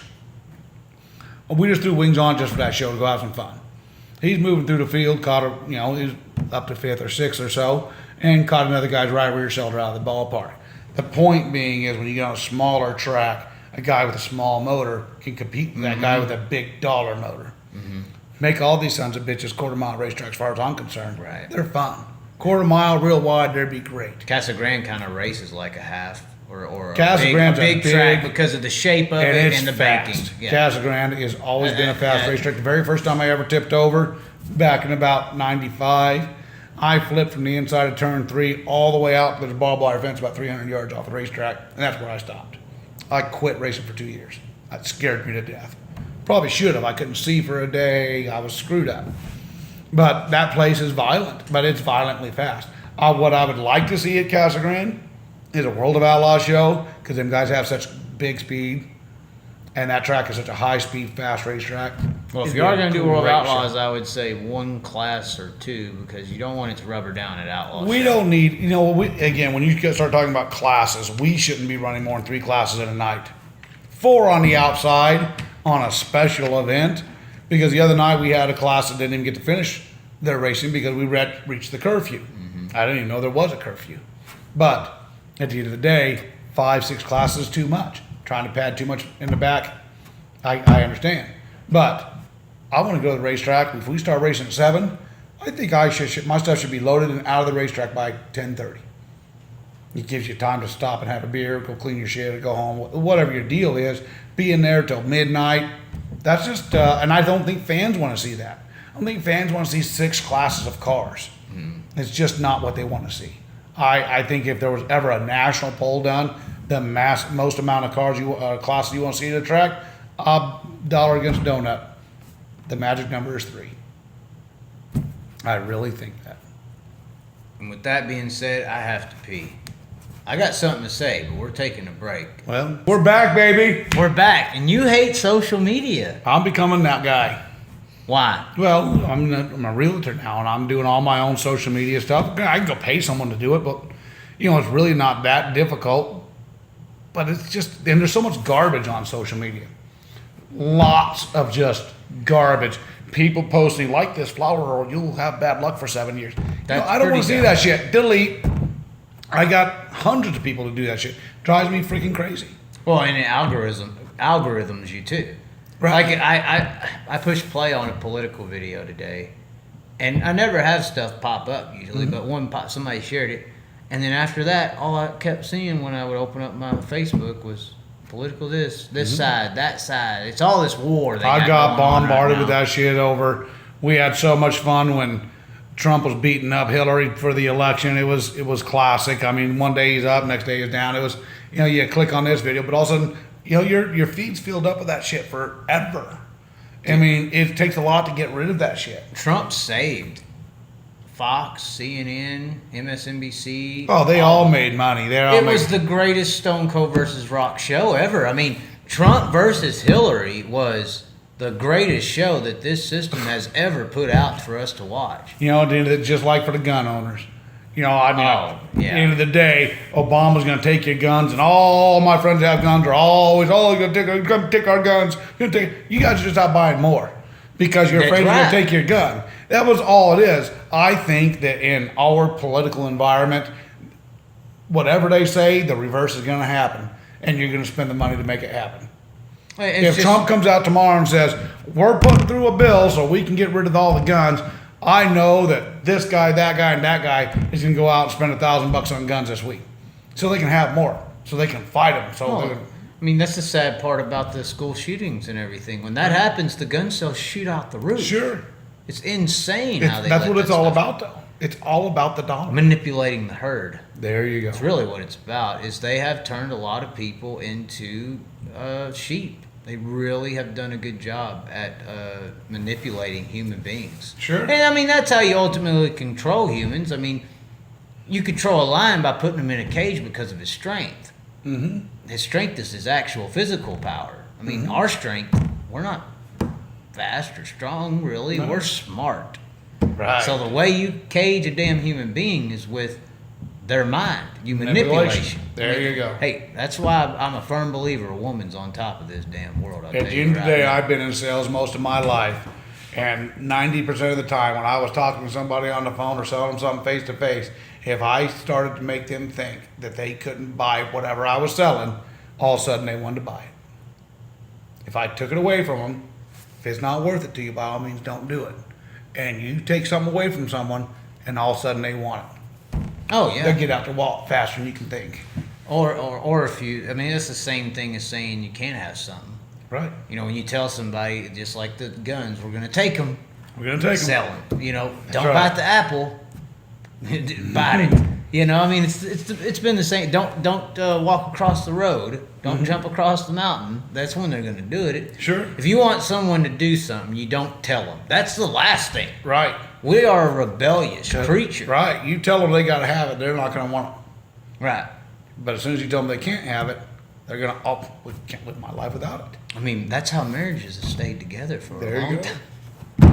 There But you go. anyways. I got a good story about that. So this shop you're sitting Hey, in. what's the Me and story? my wife, Oh, no. went down to a air show down the way to an airport, and she was interested in airplanes because she likes airplanes. And I was looking at an airplane hangar. They just built a whole row of brand new airplane hangars. You did not have to have a tail number. And I was running my whole racing operation out of a 48-foot trailer, but I had 2 race cars with all the shit. But that's where I kept all my stuff too. I didn't have a shop because the 2-car garage in front of the house is for her car. Oh, wow. That's just the way it is. Oh, wow. So I had, if I wanted to work on race cars, I had to unload the whole trailer, work on my shit, and put it all back in there, put it away. Wasn't allowed to leave shit in the yard. It's just how it is. So she calls me on her. I looked at these airplane hangars. A few days go by. She calls me coming home from work and said, "What are you doing?" I said, "Well, I'm going down to sign a lease on this airplane hangar." What are you talking about? The ones I looked at the other day. She goes, "Oh, I didn't think you were serious about that." I said, "Yeah, I need someone to work on my race cars. I'm tired of unloading that shit all the time." And she says, "Why don't we just build that new shop you want in the backyard?" I said, "That's a really good idea. See when you get home." We got home, talked it out, we ironed it out, and 3 months later, I had a brand new 800 square foot shop in my backyard, So just for my race cars. was that purposeful? Oh, absolutely. So you I had to make it her did idea. she know this? Yes. Well, same thing with the swimming pool. When we first bought this house, we had to put a pool in. We had to put a pool in. We had to put a pool in. Said it all the time. Finally, I just dropped the story. About 6 months later, and she says, "I think maybe we ought to go ahead and put that pool in." I said, "I think that's a good idea." It has to be their idea. Always. When you say there, you're talking about women or People just in general. anyone? People in general. We're that self-conscious and wanting to claim, or we want to stake or we want. What do you think that is? Is it because we want to do it? We want to be the one that does it, or what is it? I think that's kind of part of it. Everybody It has wants to be a my hero. idea. Right. Or our idea is how most other people look at it, but I really do think it has to be the other person's idea. How do you think that transfers to racing at all? I don't know. There is a lot of manipulation in the sport. Oh, I have no doubt about that. I mean, do you think? But I'm a people- simple racer anymore. I mean, I hit it hard for a few years, quite a few years. We had fun. We traveled to the West Coast and we went to the Midwest a few times, and we were never knocking down the door to kick everybody's ass. We raced because that's what we wanted to do. When it comes to manipulation and racing, I think there's a lot of manipulation in the promotion side of it. How do Trying you to get see the that? trying to get the racers to should get more cars to show up. In the old days, it was Keith Hall would tell us, "Well, we're only going to pay you so much money if you only have so many cars." Well, guess what? It's not my responsibility to have 20 cars. I got mine. Sometimes I had 2. But don't penalize me. We're going to take money away from you if you guys don't have so many cars. When did that happen? Oh, back in the early 2000s, the late 90s, they would, the Keith Hall at Manzanita would play those mind games with the racers all the time. If you have this many cars, you're going to get paid this much. If you have this many cars, you're going to get this much. Wait a minute, what's that got to do with me bringing my car? Because I'm doing my part. Just because that guy can't afford to race this week, it's not my problem. If you offer this much money, you're going to get this many cars that are available. In your area how many cars are available typically. If you offer this much more money, you might attract some from out of town. But if you tell a racer, "Well, we'll pay $1,000 to win this week, but if you only have 12 cars, we're going to pay you $700. Why am I paying a penalty? I shouldn't pay a penalty. My shit's at the racetrack. How did Manzanita change from its glory days to where it ended? I think there's obviously a lot of politics we already talked about with the specifically sprint car stuff. Wayne Well, versus that's Donnelly. pit side. Okay. Manzanita had the Western World. That was a big deal over the years. It was part of the big 3 sprint car races in the country for a long time. Back in the 70s and 80s, it was a big deal. Manzanita was a place people wanted to go race. There was some legal issue that Keith Hall ended up not having the racetrack anymore. Some people owned some horses, had it. They had a couple different promoters in and out of there. And then this guy and his dad bought it because they're going to save it. I remember they went on Wind Tunnel and made the big announcement they bought Manzanita, so it was never torn down, whatever. They're going to save the racetrack, and a couple years later, they sold the racetrack and tore it down. You know, I mean, if you look back at I'm sure you can find the archives of Wind Tunnel. Gosh, that had to have been back in 08, 7 or 8. All that happened. I think Manzanita closed in 09. This guy, made this big announcement. They bought the racetrack so these other people didn't just sell it and have it torn down. And a few years later, the track was being torn down because they sold it. Supposedly, they were offered a substantial amount of money. I don't know all the details about that, but I can tell you who does know the details would be R.J. Johnson, because it was one of his former car owners that's no longer with us that was involved in that. And they owned it. They bought the track the last time, and they're the ones that actually closed it down and tore it down, had it torn down. I do plan on doing a show with RJ. So Oh, he'll motherfucker me. He'll be good. What do you mean? Because that's my side of the story. I don't know. They were tight. I didn't even like that guy. Didn't have to. You don't have to like Right. me. I don't have to like you. But that was a bad situation. I think it broke a lot of people's hearts. But Manzanita was a gloriful place for a lot of years. But I really think that they went to a standard show. They had the same show every single week, which a lot of tracks do, but a lot of tracks only open 3 months because of the weather, or they got other stuff going on. If you got a track open 3 or 4 months versus 10 or 11 months of the year, and you run the same show every week, guess what? The fans quit coming. You have, in this day and age, you got to keep their attention. You've got to get the people involved, the fans more involved with the racers, the fans more involved with a different show every week. You can't give them the same show every week. If you go to a ballet, watch a ballet dancer, the same ballet dancer every week, at some point you're going to quit going and seeing that ballet dancer. You can see her next week if you want. Does that make sense? I mean, ballet, stripper, whatever. Whatever it may be. The same stripper every week, it sucks. I don't go to those horrible, evil places. But so I've been to one. I've been to one Or 2. I've been to 3. To be honest. Yeah, there's more than that on my list. And the only one I went to was Cloud 9. Oh, in Tulsa, and then there's another one in PA.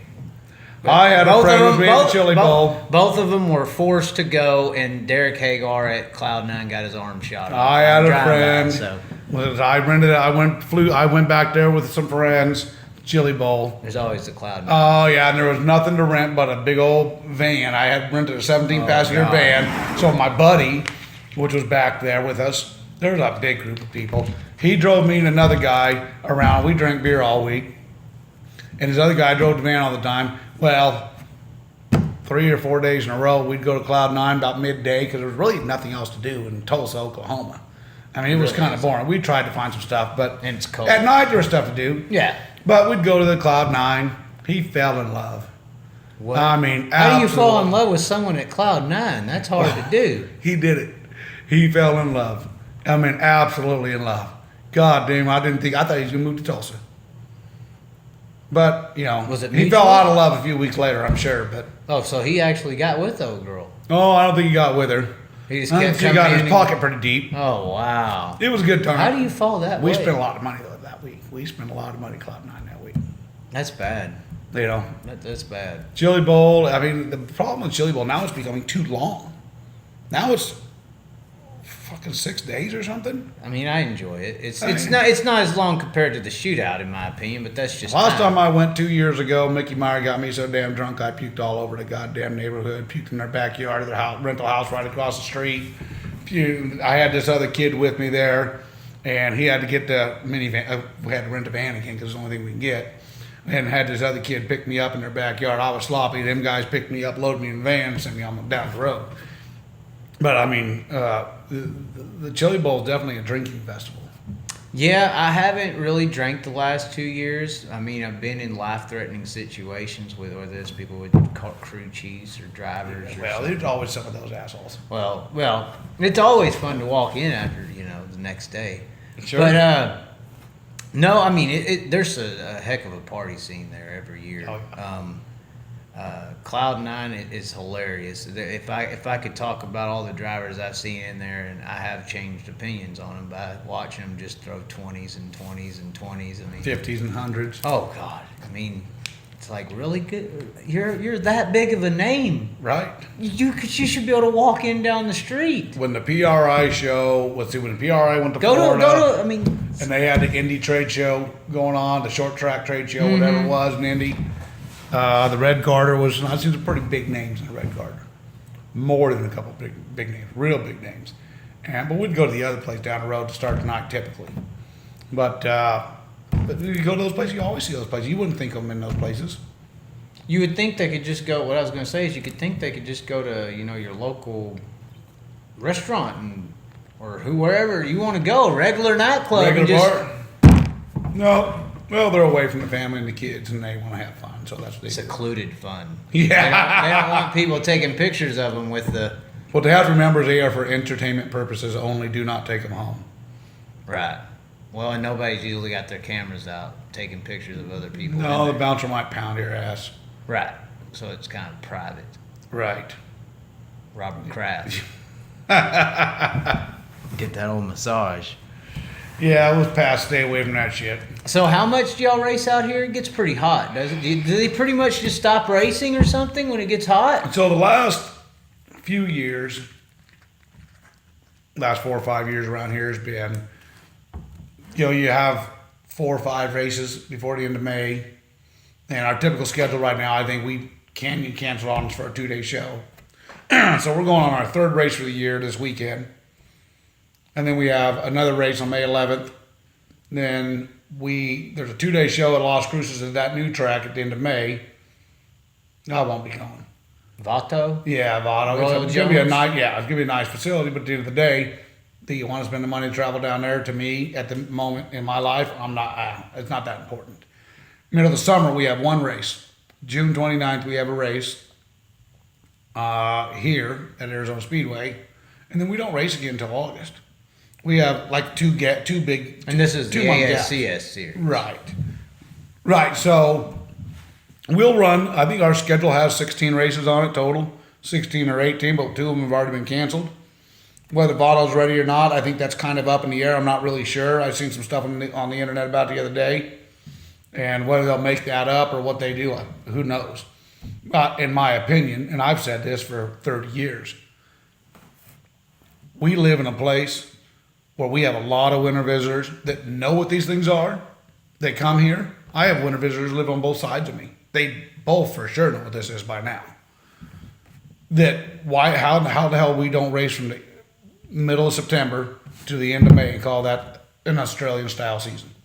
All the way through the winter, skip the big holidays, of course. And you would track cars from other parts of the country with bigger names, even with not bigger names. They do this with the modifieds quite a bit. Right. The modifieds race all winter long down here. How in the hell do we not do that with sprint cars, whether 360s, 410s, whatever it may be? So you can skip Thanksgiving, you can skip Christmas and New Year's, maybe skip the whole month of December. But from sometime in September when it starts to cool off at night, all the way up to the end of May when it starts to get too hot, how the hell do you not run a 35 race schedule? I mean, I don't understand. With all the different tracks, we don't have a ton of tracks here, but we have 3, 4, 5 or 6 tracks in the state here. How you don't get it worked out that way to do that is beyond. 35 is a lot with 6 tracks. That would be 6 dates a track. That's not really difficult. Knoxville runs 18 or 19 nights. Well, in they got a 3.5 lot of months. corporate support up there in Knoxville. No, you're absolutely correct. And it's not just that track. A lot of those tracks. Williams Grove, granted, it's a whole different atmosphere there, but they run every Friday night, starting as soon as it quits raining, Right. to when it starts raining again. Right. They race a lot. And they got a bunch of tracks around there, and there's 2 different tracks running 410 wing sprint cars, or 3 different tracks running 410 wing sprint cars weekly. we don't have the car count, and I think a lot of it has to do with there's not enough racing. I know one guy that just sold all of his stuff off in the last year because he couldn't race enough. It wasn't, I mean, the amount of money spent, he had $100,000 tied up in his racing operation for a one-car operation, and he couldn't go racing unless he wanted to travel. And when you're in Arizona, you're in a bubble. We can go to Central or Northern California and race.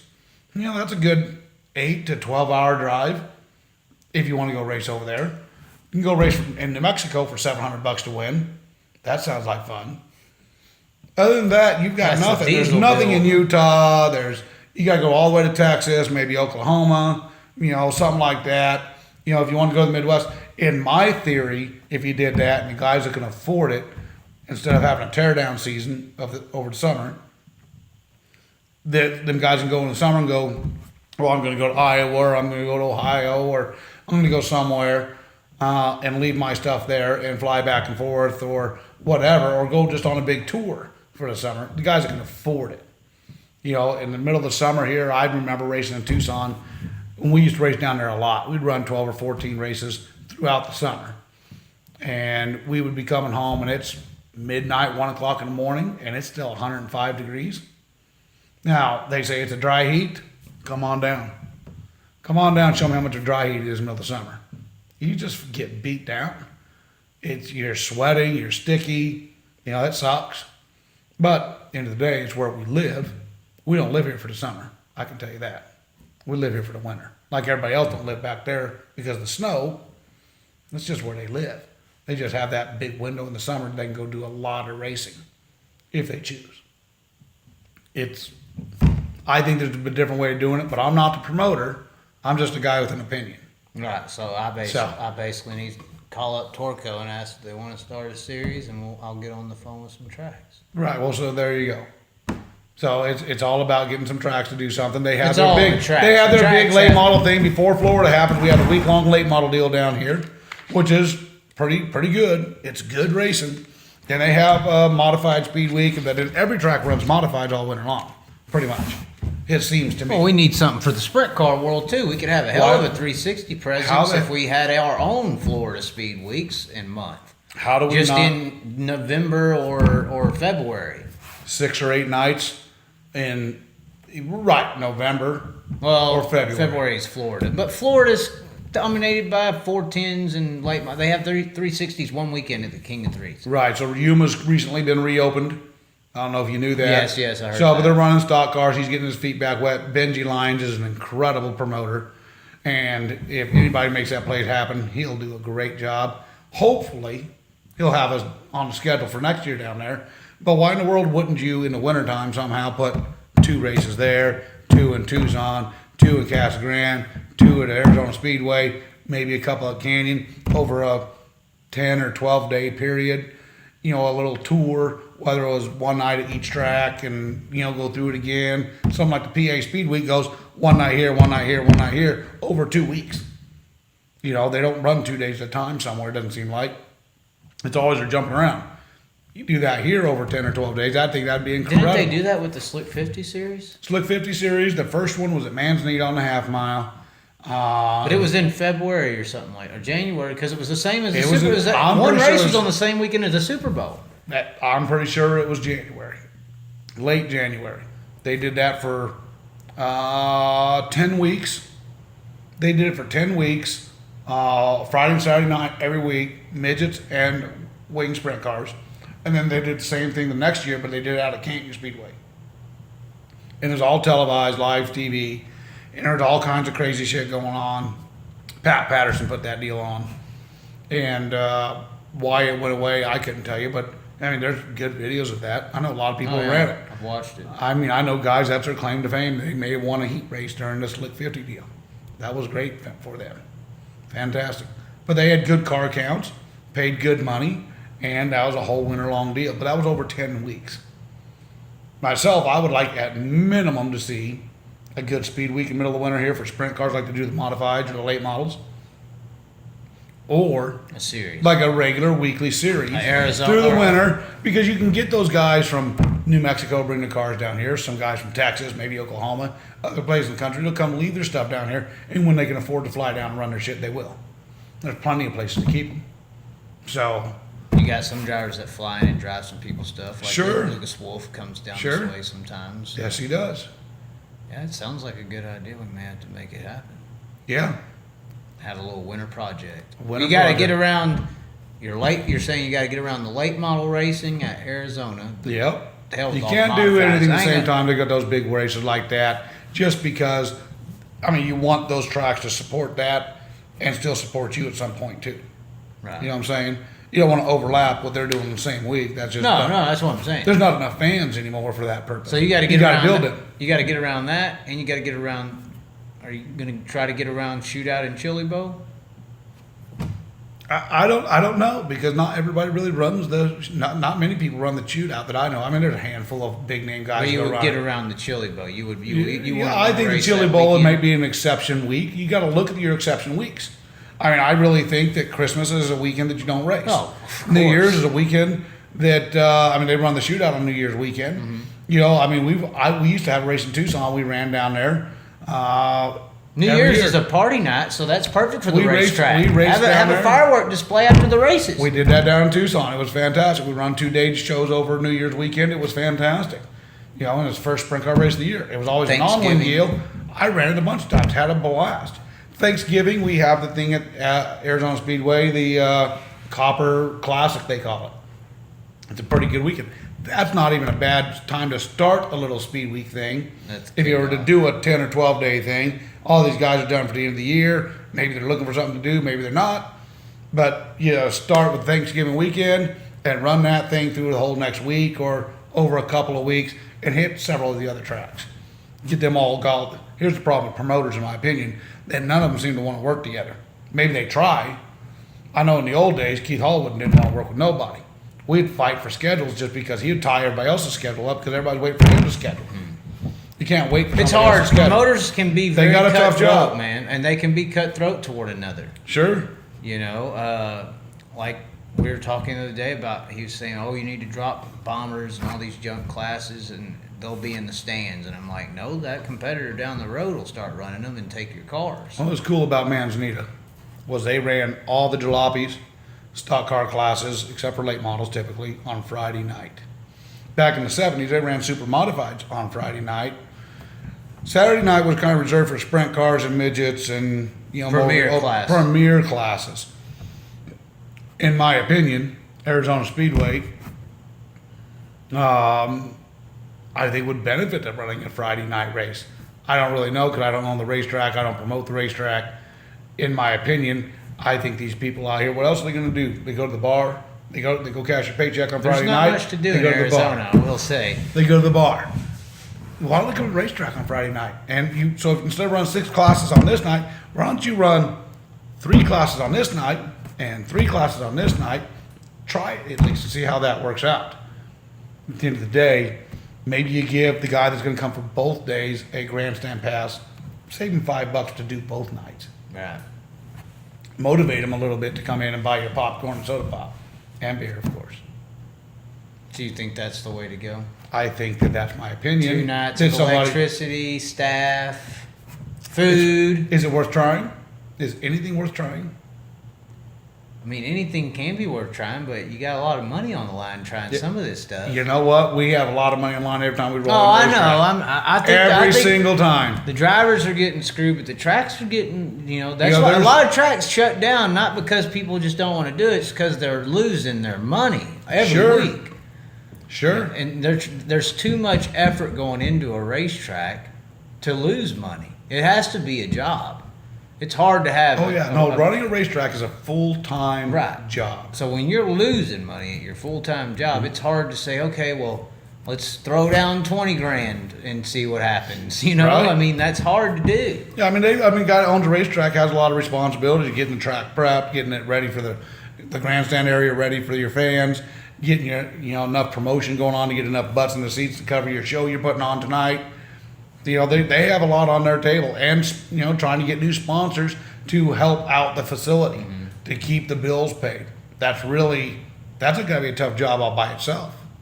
You know, and people, you hire an outside salesman. Well, then you gotta pay that guy so much of the billboard sales. You know, they've got a tough racket. They've got to deal with all of this stuff. We got to deal with getting a race car to the racetrack.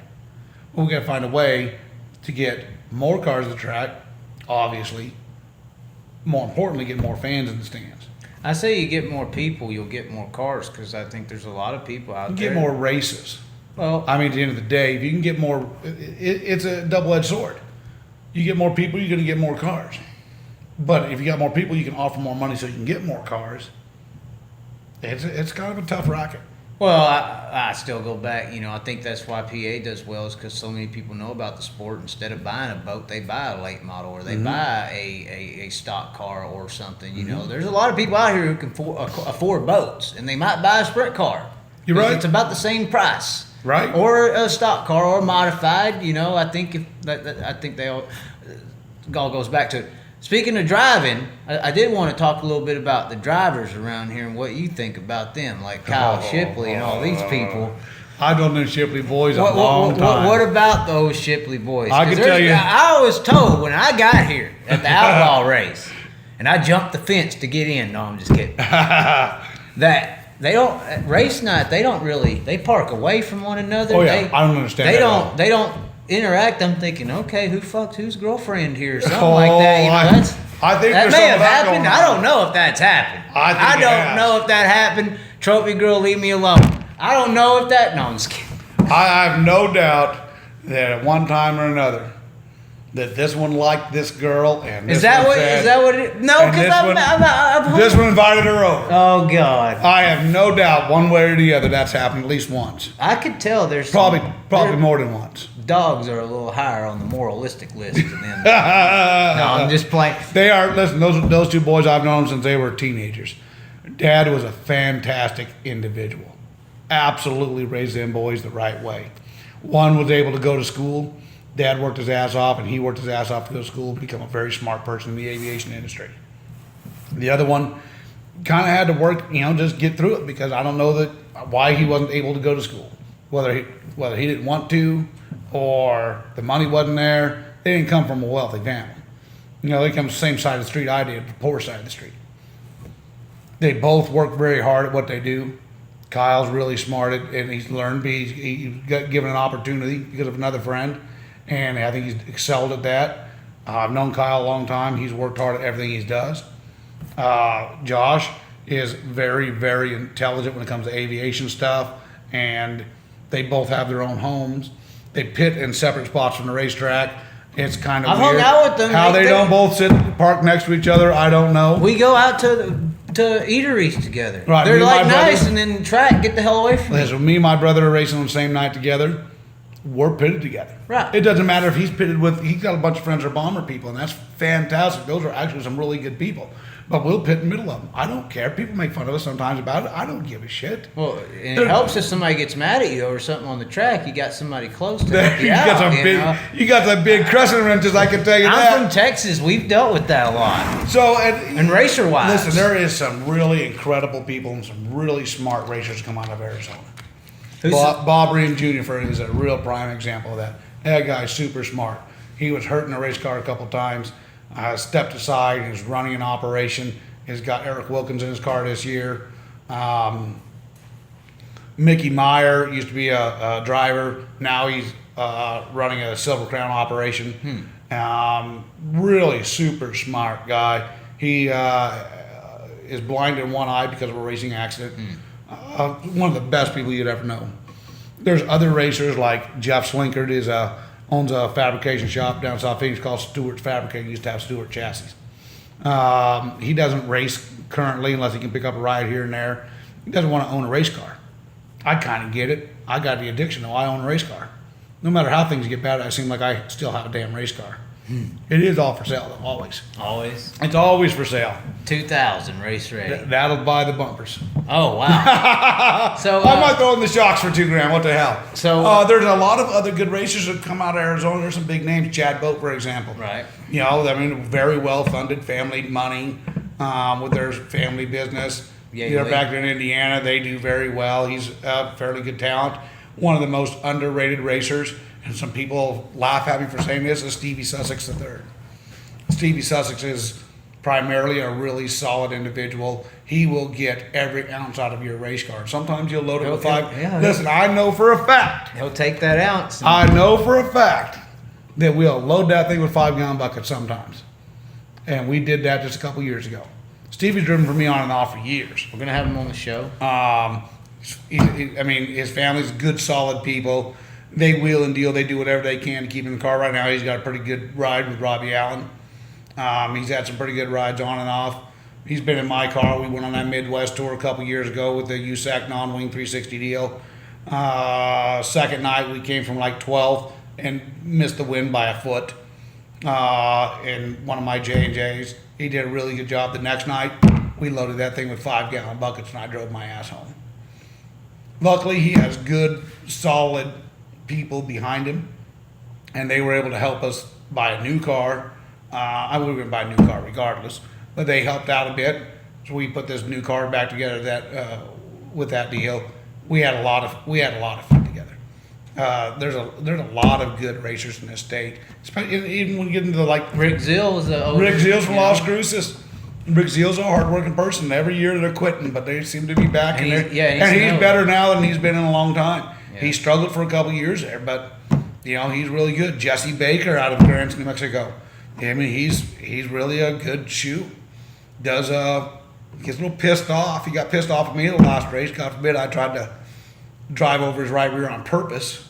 But on a start, when everybody was doing the brake checking program, that's something I'd like to talk about. I fucking hate brake checkers. Well, I'm just like so over it. It's just it destroys race cars. Listen, the last race, the guy in the outside front row stomped on the brake. First heat race, I'm lined up in the fluff a little bit. I haven't been in the car in a while, mind you. I'm up in the fluff a little bit. It goes green. I get on the hard, loud pedal. This guy stomps on the brake. You see sparks fly everywhere from the titanium. Jesse got on the brake. I went off his right rear. I thought I was going to somersault this thing. Jesse come down all pissed off, going to whoop everybody's ass because I blew out his right rear tire on purpose. Well, he's known me a long, long time. I actually have a deceased brother who was named after his grandfather. So our families go back to the mid-'70s. End of the day, I don't think there's any racers out there that are going to intentionally crash you on purpose that won't admit it. You know what I'm saying? It's like you went after his tire. Yeah, right. So I mean, he calmed down after a bit. I was like, what the hell are you Is it talking Mario about? Kart or something? Yeah. Poked a hole in his brand new tire. It's happened to me. Right. It's what it is. I used to be a hothead at the racetrack. Everybody will tell you. I didn't tell you stories. I used to flip out on stupid shit. But I'm too old for that now. I'm just a little more laid back. And when I go to racetrack and we either load that thing like with 4 wheels on it, or we load it with a backhoe. Yeah, We've done that too. The brake checking and all that. I mean, if you really do need, that much help to win a race or to have an advantage, you shouldn't really be out there. It was on the start of a heat race. Well, and there wasn't enough cars to fill a field to start with. So, end of the day, let's just run the heat race. And so maybe this guy was trying to jump and seen this guy wasn't going to go or something. Just go. iRacing. It's these kids There you get go. on the game and they think, that's Well, what they do in the game. And now I'm going to put it in real life. And Problem is, it was all the experts been doing it for a while that were doing this dumb shit. And they talk about pit meeting every week about brake checking. Yeah, some guys listen, some guys don't. That shit just sucks. Yeah. But whatever. We go on to the next one. If car ain't tore up too bad, and it didn't do nothing to us to speak of. We were pretty lucky. I thought, when this car was brand new, I went out to Arizona Speedway on the 2 years ago Thanksgiving race, leading the heat race, first heat race of the night. I'm leading the heat race, come off turn 4, lost the ass in the car, tipped the thing over all by my lonesome. Had nobody to blame but myself. That sucked, brand new car. But guess what? That's exactly what I was thinking in Casa Grande the other night when that thing's pointing towards the sky like that, and I'm getting ready to spit parts off it. Luckily, it settled itself down and, on with it. And that's my rant about that. Brake checking. Brake checking sucks. Well, there's 2 drivers I would like to speak of. This Jared Martin guy keeps being brought up. What's your Jared opinion? Martin, in a lot of people's eyes, and I have a lot of respect for that kid. He's a talented racer. He don't want to be a racer. The story I get. He's Okay, he's on the other side Well, of let it. me explain that to you a little bit. 'Cause All right, I mean, here we spent go. a lot of time in his shop with this car with him, and he wants to know everything there is about a race car, whether it's a sprint car, a midget, or whatever it is. He loves them. His grandfather owned race teams forever. His dad was a racer. His grandfather had several other people in their cars. You know, they normally had 2 cars. They were hardcore racers, is what they are. And I watched Jarrett grow up, and we made our deal to have him run this car last year. And that kid is realistic. He's not a Rico Abreu. That's a really good thing. I want to. He's a little taller too, but Well, that's not why I said that. That's not why I said that. It's really good Rico thing. has financial backing, family money that got him going in the racing world. If they still participate, I don't know. He does a pretty good job marketing himself these days. How they pay for everything. I mean, they have a lot of family money. Jarrett Martin, in my opinion, could have as much, if not more, talent than that kid. Oh, for sure. That's I not have hard. no doubt. He doesn't have the big family pie of money behind him. His dad still works a regular job. He's got brothers that do stuff. You know, his family, they're just regular people. You know, so Jarrett is a realist. He knows that if he wants to be in the racing world, his best chances are as a mechanic / fabricator or crew chief. And he wants to know about all that stuff. He wants to learn. He's like a sponge. I mean, I can only teach him so much stuff, being on a little local level like we are, versus him going back there to Indy and working for Keith Coons. He's learning a ton of stuff. And the kid is super smart. And he was going to ASU at one point for engineering. And then he switched his major to construction management, but then sat down and told his dad halfway through the year, listen, I want to go racing. Whether I'm driving or working on them, I don't really care. But this is what I want to do. So he left school. We finished the whole season last year, and he got called, got the opportunity to go to Keith Coons. My understanding, he's going to run a 600 this week, or maybe that was last week. I don't know. We don't talk a lot since he's left. But He stays busy, basically. that kid has got a lot of talent, and if he had a little bit of money behind him to get him in a good ride, he's a listener. He follows your instruction, and he'll get good results. He could really be I think he could be a really good wing racer, and you know, even with an outlaw tour, if he could ever get himself to that point. But he's a realist, and he knows that his talent isn't going to necessarily get him there. It might, through the years as he's going on the path he is as a mechanic crew chief with his midget program and other things knowing people, he might get some good opportunities. And he's very likable. He's very marketable. I have no doubt about that. He's very nice. I don't know if he necessarily comes out and tells you what he's really thinking. You know, I've got it out of him a couple times. I tend to do that to people. But that kid, I mean, he would come out here. If I said we're working on Tuesday, Wednesday, and Thursday on the race car this week, guess what? He was here. If I said we're only going to do it for an hour a night, he'll drive all the way across town to work for an hour on the race car. But he wants to know everything. And that's where we ended up at the end of the year last year, the last 3 or 4 races. He'd come out here and I would watch him work on the race car. I mean, I would do stuff too, but primarily I would watch him do stuff. And when my engine guy would come out and do stuff to my motor and go top bottom, he was like right there. He wants to know how all that stuff works. Kid's really smart. He got a tremendous amount of talent. And if he had the budget of a lot of these younger kids that have big pockets, he's as good. He can be as good, if not better, than any of them. I think he's due to run some non-wing sprint car races too. I think in Indiana maybe he'll get an opportunity or two. We had talked about it, but he wasn't ready for it when he was here with me. Well, yes, he probably is, unfortunately, figuring out how much the rent-a-ride stuff is going on. I'm sure he's observed. End of the day, mine was a rent-a-ride program. Realistically, it was a rent-a-ride. He paid me X amount of dollars, plus we split the purse, or I got to keep all the purse, except for a couple events, we split it. End of the day, the kid he's something special behind the race car. If he would have had another year out here, if he would have been racing us this year, same stuff we have now, I have no doubt that he'd be contending for a win very shortly. Probably championship or something. Yeah, I have no doubt. The kid has got a lot of talent. A lot of talent. Well, he is me. And there's others in town that are pretty decent. I mean, Colton Hardy's got a lot of talent. They got really good equipment. They do a lot of racing. They go out of state a lot. Yeah, he has a lot of backing from my understanding. Right, they have a lot of backing to be able to do that stuff, and his name's come up in conversations for some pretty good rides in the past that I've been half-ass involved in. So, you know, at the end of the day, I think Jarrett is, he's going to go places with the racing thing as long as he wants to continue to do that. He's definitely got a passion for it. Now, there's this other person I wanted to talk about, and let me warn you, ladies, don't go to the Facebook and think what you see on the profile picture is what you get in person. This is the catfish of all, right here. Catfish. This Bruce St. James guy that was at the track the other night. Bruce is a superstar. Ask him. That's what it looked. Hey, if I only read his profile and clicked his picture and swiped, I'm going to meet Johnny Depp or something. You know, I get Bruce, up there and it's this old goofy looking dude. That's why he's on the radio. I know. Yeah, I you said that know, the other face night, for right? radio, bro. Yeah. So Bruce. But I've heard stuff that you know, the radio stuff. He's brought people to the track. He tried out racing one day, and then all of a sudden wanted to do it. But he has a background in racing too. I was talking to him. He was involved in a late model team in the 70s or 80s. He had that Bloomquist shirt on. Right. So I had that Bloomquist shirt on. He's like, yeah, that guy, blah blah. And we talked about a bunch of stuff, and we've talked about that on the road because my friend Alex used to take care of all Bruce's stuff for a couple of years. Okay. And we went to Knoxville back. We spent 48 hours in a damn truck together.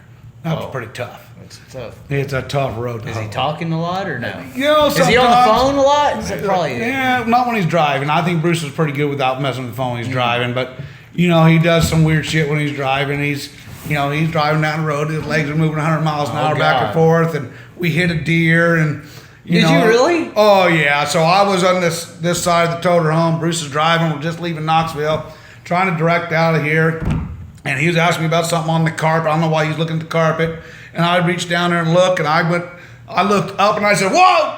And Bruce kind of swerved the toter home. We plowed that deer. I mean, Did you get some meat out of it? There was deer shit all the way down the side of the trailer. Oh, God. There wasn't nothing left of it. So that was an interesting trip to say the least. We definitely had some fun. Bruce likes to race. He likes talk about it. Seems like I don't know why Bruce doesn't participate a little bit more with working on the car, but that's his prerogative. He's got guys that do that stuff. Busy. He's had Alex do it. He's had Jimmy Norman do it. He's got this guy up in Cave Creek doing it now that apparently does a pretty good job. I think he ran pretty good last week. But I got a good story about Bruce. Oh no. This is a good one. Oh so no. Me, him, and Alex. So they were. Alex had Priority Aviation donate him a 410, and so Bruce had this 410, and they were running some shows over in Paris once in a while, and they had rented my truck a couple times to haul Bruce's trailer because Alex didn't have confidence in Bruce's truck. And you know, it's a hindsight. It wasn't important. It's just the truck. It pulls the trailer. It's not that important. So Bruce had decided one race that we were just going to take Bruce's truck, just an old F350 dually. You know, it was fine, but it had a lot of miles, like 240,000 miles on it. So we head out of Phoenix. All right, we're taking it. So I got to Alex's house and I said, keep your wife my keys to my truck just in case something happens. So he ran out and did that. We get him going down the road. I lay out in the back seat. So if we're traveling racing, if I ain't driving the truck and I can get to the back seat, I'm sleeping. Because I know at some point I'm going to have to drive. Right. So we get over there, we're heading out of town, 6 o'clock in the morning, we get to the other side of Phoenix, I'm kind of half-ass asleep in the back of the truck, and I start sweating. I'm like, what the hell's, I mean, it's already, you know, it's 100 degrees outside already, it says middle of July or something, maybe it was August. We're headed over there, I'm sweating my ass off, I'm like, hey, can you guys turn the fucking air conditioner on? They're like, it just quit working. Fuck. So we struggle along, get to the border, Alex is over driving at that point, he's been hot and cooked. I had a bottle of water about like this one. So I get in, I'm going to drive for a while, put my bottle of water in the console. We take off through California, we're taking our time. We go up over to Scirocco Peak and down through Palm Springs. We're down Palm Springs area. And turbo boot blows off the truck. It makes a big loud noise and everything starts shaking. Get off the side of the road, we found what the problem is. We Afro-engineered a little bit. We get on down the road, it does it again. We get to another place, we fix it good enough. You know, it's hot. Oh, by this point, my bottle of water was almost boiling. Now, mind you, I don't mind drinking hot water, but most people don't like hot water. Yeah, it's not. I mean, it's like drinking coffee without the stuff in it. Might as it's well. okay. So We get that thing fixed, and here we go. We get over down to Riverside. Bruce goes in and pays an obnoxious price for a new turbo boot for his truck. Get to the racetrack. My nephew from LA came out to the track and was helping us. Alex is getting the car ready. Truck cools off. We get the new turbo boot on. Everything checks out. It's fine. Started up. Fantastic. Bruce goes out to race. Blows both sides of the damn 410 out. It had sliding glass windows, both sides. Unload. I mean, listen, we had a bad day already. Then the 410 blows up. I mean, it blows holes on both sides of it. Rods are hanging out of it. We're pissed off. It's fucking hot. It gets hot in Paris, too. I mean, it gets hot here. It gets hot there, too. Goddamn desert. So we get finished with our shit. Man, we're had a disgusted day. We loaded up. We're heading out. We getting close to the freeway, get back on the freeway, and all the lights in the truck and trailer go out. All of them. Son of a bitch. We stop at this shady-looking gas station. It was an AM, PM, but there's some shady characters in Paris, California in the middle of the night. It was shady. So we spent an hour and a half or so before we find the problem and get it fixed. Get on going down the road. We're driving along. I'm in the back seat and trying to sleep. And Alex will take a sleeping pill every once in a while when he's just over it. He doesn't take a sleeping pill. So he's in the front seat. Bruce is driving. Carrying on, has the earphones in, does his thing. We get back to about Tonopah, which is about, 30 miles out of Phoenix. 30, 40 miles out of Phoenix. It's still hot. It's like 2:30 in the morning. All of a sudden, Bruce yells at us, "Hey, boys, we got a problem. We got sparks coming out of the trailer." And me and Alex both wake up, freaked out a little bit. And Alex is like, "Pull this son of a bitch over. Sparks weren't coming out of the trailer. They're coming out of the right front of the truck." We pull off side of the road. Bruce puts on the emergency brake. Remember that. Oh, God. Get out of the truck. The front corner of the truck's on fire. Oh, God. We're like, what the hell's going on? So we're trying to get the hood open, getting the fire extinguisher out of the truck, and spray the fire extinguisher on that shit, and it just ate it up. I mean, it was like added to the fire. Everybody's screaming. What the hell are we going to do? Alex is half asleep. Alex is still half asleep, and he jumps. He's the only smart one here, I think. And the rest of us, me and Bruce, are just stupid, I guess. Alex unhooks the trailer and says, push the truck. So we're starting pushing the truck. The fucking emergency brake's on. At this point, the dash is on fire, the headliner's on fire, flames are rolling, because it's a standard. And so finally Bruce rocks, but I think Bruce got the brake released, and we pushed that truck away from the trailer and watched it burn to the ground. I mean, 3 o'clock in the morning. Of this? No Facebook Live for this? Well, my phone got destroyed in the fucking crash. Oh, wow. So it was bad. Did somebody still have a phone to call somebody, or was Yeah. Alex had his phone. Bruce had his phone. Oh, you're just the only people one. were stopping. Other racers were driving by, blowing their horn. I think RJ and them slowed down and said, do you guys need some help? At this point, the truck's half burned to the ground. Yeah, it's over. The Alcoa wheels melted so bad it made a stream like a river going off the side of the road. It was miserable. Bruce walks off a little bit, and I was kind of giggling. You started laughing? What are you going to do at this point? It's been such a bad day. What are you going to do? It's either kill yourself or laugh. So it gets a little bit better. Oh, it gets better. So all the cops get there and all this shit, and Alex is like, I got to go take a shit. Oh, wow. And Bruce is like, caught in there in the woods. Fuck that. There might be a snake. Don't fuck that. There's a snake out there or something. I ain't going to get by with a snake. Look, I don't have to take a shit. So Bruce walks off. He's talking to the cops, and everybody's kind of a little relaxed. But we're watching the boat, mind you, when the truck was burning down, chunks of rubber would blow out and shoot across the freeway and catch the other side of the freeway on fire. Oh, my God. So we had desert on fire. We had a truck burning to the ground. Oh, and Bruce insisted we get the generator out of the back of his truck just as the cab was on fire, flaming up. Of course, we were dumb enough to do it. We saved the generator. You're welcome. So Bruce is out there talking to the cops, and he comes walking back up, and he says, where's Alex? So he's in your fucking trailer taking a shit in your wash bucket. Fuck, he says. Fucking walk back off. It was nuts. So we called Michelle, Alex's wife. She luckily had the keys to my truck. Drove all the way out there. And they live in Tempe, so I mean she had to drive 50 miles or so. Had to woke up in the middle of the night, drove all the way out there, hooked onto the trailer, tow truck hauled what was left of Bruce's truck. I mean, it was bare nothing. I mean, anything that could burn was burned.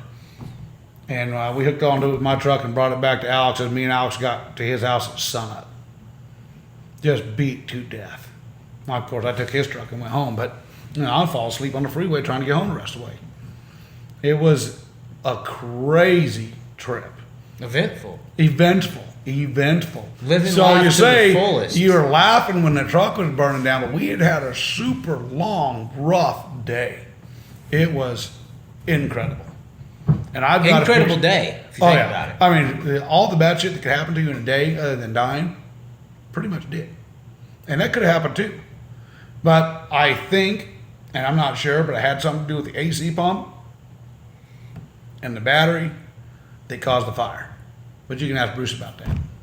I'm sure you get some kind of insurance for something like that. Oh yeah, hopefully? I think he got paid pretty well for that, and he went and bought him he's got a nice truck now.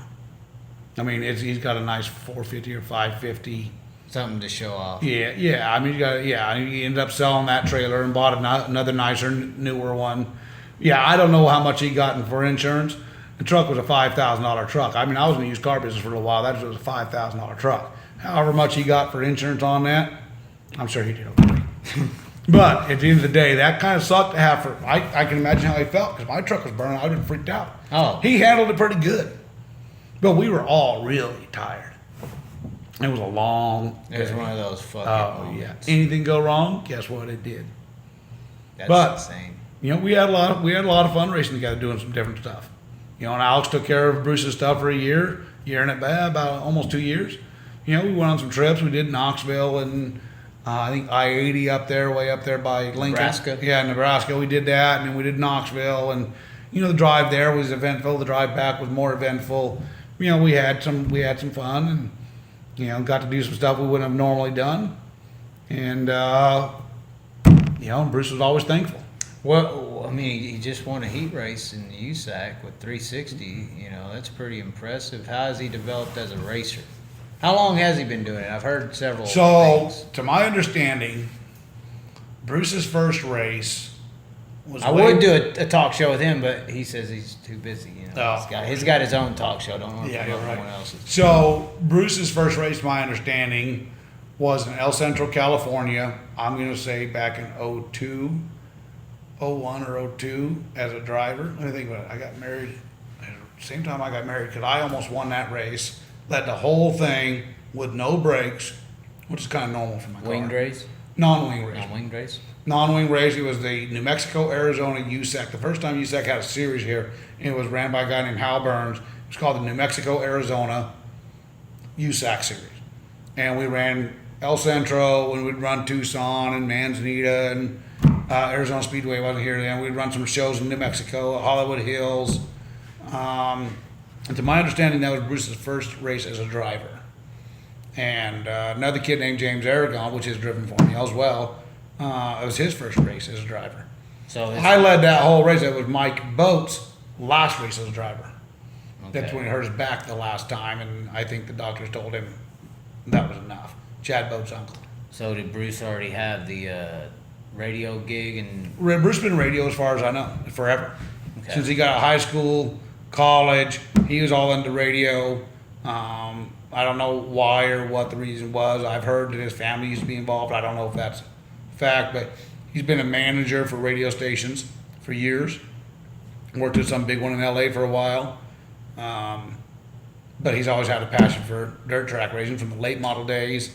And then for whatever reason, he went sprint car route. And, you know, I'd been racing for a long time. If he actually started in 02, I'd already been racing for 12 years. So, you know, I led that whole race until the last couple laps and stepped in my hot dog and ran second. And when it was a shithole for a racetrack too. I mean, talking about slick. It was around the bottom. I mean, if you got out of the groove, you're in trouble. So, but I lost the race and the guy passed me on the outside, so figure that out. happened somehow? Yeah, so, yeah, that's what I know about that. So he's been in it since then. Yeah. Okay. Yeah, and I think he's a true blue 360 guy. You know, and this group's decided they're switching to 410s. I remember talking to him last year, and he said, "I ain't buying a damn 410. We'll just do something else." Of course, he's been doing the Challenge Cup thing or the Santan Ford thing for Jonah, driving his car for a while, and what's going on, whether he's driving for Jonah or doing his own thing. I know they got a new motor, and they're going to be in Tucson. Yeah, I saw that. So, but he's got a really good Donut 360, and he's got pretty good equipment, and and he likes to drive race cars. Whether he runs first or last, I think he enjoys it. It's what he does. It's what he likes to do. Gets away from the radio stuff. So is Arizona Speedway, was that track pretty much kind of trying to take the spot that Manzanita left open as far as I think he tried to fill a void a little bit. because that's kind of what I've been gathering. Right, so Manzanita went Manzanita away. I heard closed. it hurt the relevance in the town a lot. Right, and everybody decided they were going to go to Canyon because that was the only game in town. Jonah had for a long time a couple motorcycle tracks that people would come out and pay and practice and have fun. And I don't know if they ran any events because I didn't go out there. I had some friends that went out there all the time and ran their motorcycles and their Motorcycles. cycles. Sickles. It's all the time. That always catches me. The quad racing and stuff. Then he put in a mud bog pit and a sand drag pit. Oh, no. That staging area is a sand drag pit. Yeah, I was thinking that's what it looked like. And over ways a little bit over there by the water tower, there's a mud bog pit. Mm-hmm. And so he started running these events, and he'd have all these people show up out there, and it all started from there. Started running those events every three weeks or so, all year round. And his announcer started announcing about we're thinking about building a circle track. What people think, and people were excited about it. There was a lot of excitement built about it. So Jonah cut him out in a dirt truck and built it the right way, and the rest is history. He filled that void because he found a need for it, and I can tell you the first couple of years that place seemed to be standing room only, and they get really good crowds even now today. The other night the crowd wasn't fantastic for whatever the reason was. I don't know. But the crowds have been typically, in my opinion, pretty good. I tend to look at that when we go down the infield for the main event. Grandstands, you can tell how good or bad they are. They've been better than what they have been recently. But again, when anything is new, everybody wants to come. Yeah. First time the Outlaws were there, that place was standing room only. You couldn't buy a seat. It was pretty good this last go around. This last go around, it wasn't bad. I think they do pretty good. So I don't know if Jonah promotes those events or if he Was it leased out? leases it out to the Outlaws, whatever he does. I know he has leased it before to them, but whatever he does now, I don't know. Even Tucson, Tucson's been the pride for a long time. Now Jonah has Tucson as well. I don't know if you knew that. Mm-hmm. So, but the place has been empty for a while, and they've done a lot of work and making it better, and they've got a little work to do. But the Outlaw Show down there was pretty full. Even the little mountain on turn 4, when we were standing over there as crew guys, we were asked to move out of the way of the fans. They should have let us go to the infield, but they didn't. Right. But because that's what we would traditionally do. So hopefully that endeavor does very well for him. And I know they're only running special events specifically this year. But who knows what the future will bring with that deal. Hopefully he does well. He seems to do really well with this, and he has a passion for what he's doing. And hopefully that'll carry off to Tucson too. Well, it sounds like it's hard to run in June or July around here anyway. It's still, racing's always fun, but when it's 105 at 2 in the morning when you're coming home from a racetrack, that shit's miserable. Yeah, I got an air conditioner in my truck, but it's still just miserable. It's just not fun. It's about what I need to go to Iowa. There you go. Sounds about like That's something else. Everybody says it's so damn hot in Iowa during the Nationals, but every single time I've been back there, fuck, it's been nice. hot to some people is like mild to most. I'm from Texas. We get the 117s every now and then. It's the humid Right. hot. It's the Right. wet hot. But It sucks. Dry hot is like being in an oven. At Right. least in the wet hot, I'm sweating and I have a breeze that can cool me When down. we went on that trip to the Midwest with Stevie, the first race was in Little Rock. Oh, And the I-30. hottest I've ever been in my life was there. Because just me, a young kid out of Prescott named Mason Kiefer, which also has a lot of talent, I heard the name. and Stevie. It was just the three of us on the road. And we get down there and we get shit unloaded. And I just wasn't used to it. I have a big fan in my trailer normally, and I should have set it up blowing air through the trailer. But I was in the trailer getting bleeders set up or something, and I got goofier than hell. I thought I was gonna have a damn stroke. I stripped down. I got out of the trailer and got over by the ice chest and had to soak myself down with ice and water. And I stripped my shorts off. Really? Had these Levi shorts on. They were heavy as hell from sweating. Stripped all that shit off, put some different clothes on, soaked myself down. Had to cool myself down. I was about to have a heat stroke. Hottest I've ever been in my life. I have no desire to go back to Arkansas. I mean, it's a little worse down a little southern in Texas. They're, I'm sure. they're usually a little cool. I wear a suit in it. Yeah. I mean, that's what I do. Well, Stay yeah. in the shade, man. That's what it's for. You shade your body up, Right. you know, and then you hit that wind and it's all, you're soaked underneath. Yeah, It's we had like no AC. wind then. It was like there was no wind. Down that little hole in the back of I-30 down there, there's no wind down there. All them trees circling. Oh, yeah, pits. it's horrible. There was nothing down there. Yeah, it's bad. It beat me down. It's a good racetrack, but Yeah, so we had nothing but problems that night. But the next night, we damn near kicked their ass. Next night, we loaded it with shovels. so come July for that race with these guys, you're wishing it rains out, or y'all don't Well, have rain? I don't think they're Or wait, doing that y'all tour dust now. out, right? Y'all Yeah, don't have right. rain, y'all dust out, right? We have the, what they call them nowadays, a haboob or something down Yeah. here. Yeah, The people hell dust is on- this thing y'all keep Don't telling take me your about? don't take your car to the car wash. It'll get it covered with dust anyway, automatic. I don't even know where these things came from. I mean, we used to call them dust storms. 10, 12 years ago, they came up with this name called haboob, like Probably in some Afghanistan or stoner. something, right? Yeah, that them dust storms are something, a sight to see. But I get in the house and lock all the doors. That dust is nasty. When do you get those usually around here? Middle of June. Middle of June? Middle of June, when the monsoons are coming, the air's changing, and it just blows these huge dust storms out of the desert up here. I mean, they're huge. My pool, I'll have to vacuum the damn pool every day. Damn. They get bad. So you're going to be racing this thing all I will year, be racing huh? this thing this week, and on May 11th, and You're going to run the whole Southwest tour? Nope. My intentions currently are to run the next two races myself. Then you have the Las Cruces races, which I currently do not have the intention of going. Then the June 29th race, there's a possibility that my brother's going to run the car. It's his birthday. When's the last time he did the racing? He ran a wing show up in Sholo last year, but he runs non-wing all the time. Okay. His motor's out of the car right now. Okay, and that's he his runs other a car in the right. background. He can afford the Santan deal. He's got a solid motor for that deal. He's got a fairly decent car. He ran fourth in the points last year with that deal. Before that, he was running some bombers for a few years. But in my heyday as a car owner, I had two cars. I didn't have a second car for a backup. I took both cars racetrack, and he ran for me for 3 years, and finished third in the SCOA wing points with a 360 one year. Jesse's pretty talented as a wing racer. Again, he can't afford the budget it takes to run one of these things, part-time or full-time. So he runs a Santan class. He has a lot of fun doing it. He knows a lot of people out there. He's got a little bit of help, just because he knows some pretty solid people. And on his birthday on June 29th, currently the plan, he's going to run my car. No matter if it's 105 degrees. Provided I still have a car. You know, someone might see this commercial and No, want to buy this. this son of ain't a bitch. commercial, by the way. To sell his crap. Right? Yeah, well, people don't buy race cars that much here. So, Millennium Design Inc.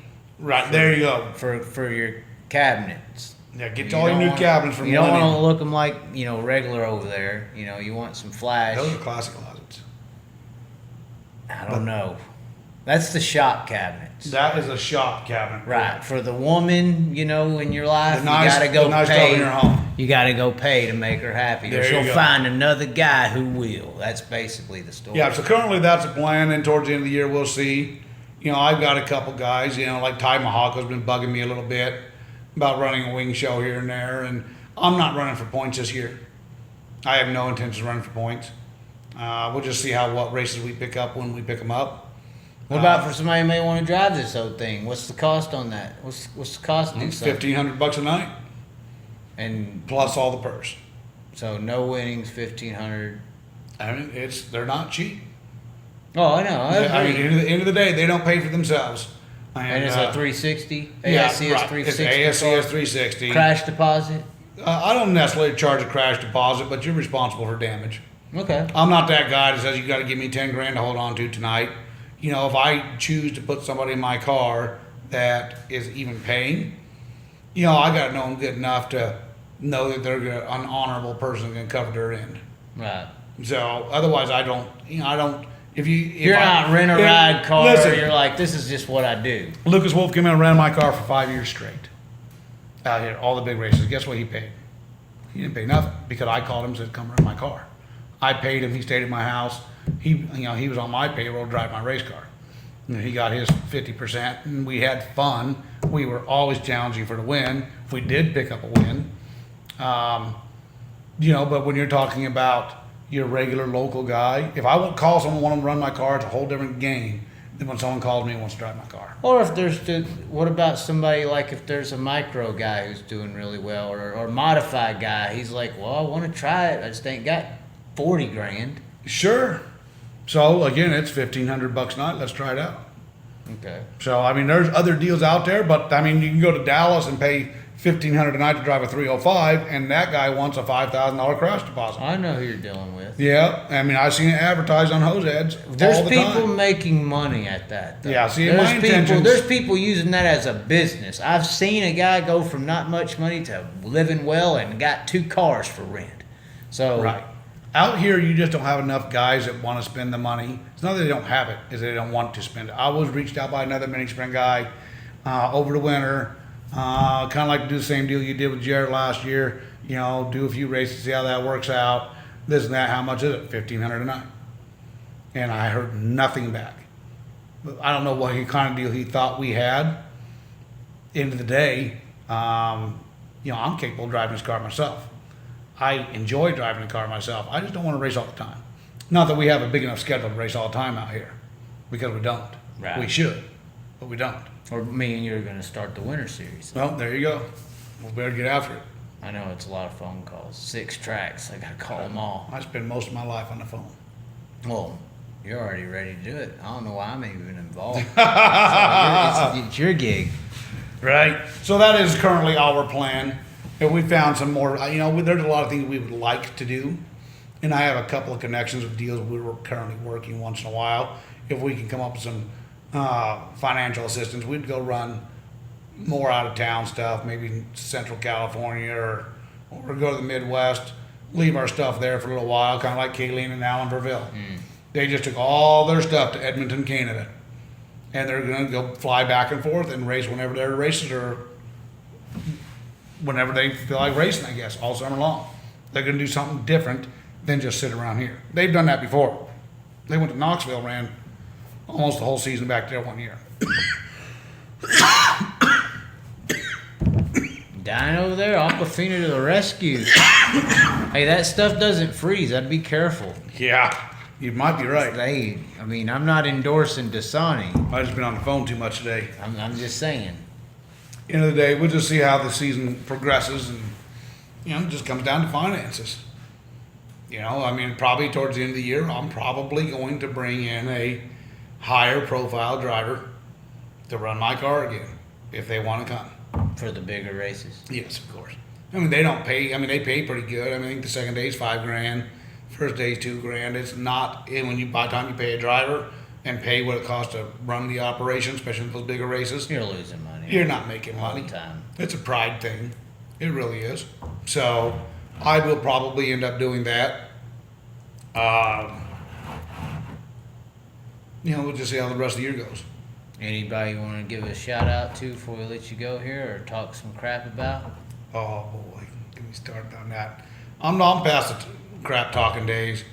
Nobody really pisses me off. Or anymore. joke with them. Come on now. Oh. Tell them what you think. Who is it?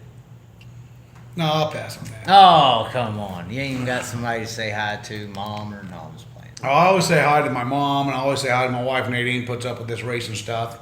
I was very fortunate in that manner, where a lot of guys have the issue wife. where their wife just says that racing shit's out the door. When Met my wife, I had race cars, and where she come from, if that's what you do, that's what you do. She accepts it. But my wife flies airplanes, so Lucky. She's one of the smartest people out there too, but very, very smart. But now she flies airplanes, loves it, and she tolerates this stuff. She used to go racing with us all the time. It's not her bag. She doesn't go very often anymore. It's just not her bag of stuff. We meet in the middle. And, we work hard for what we got. And we get along really well.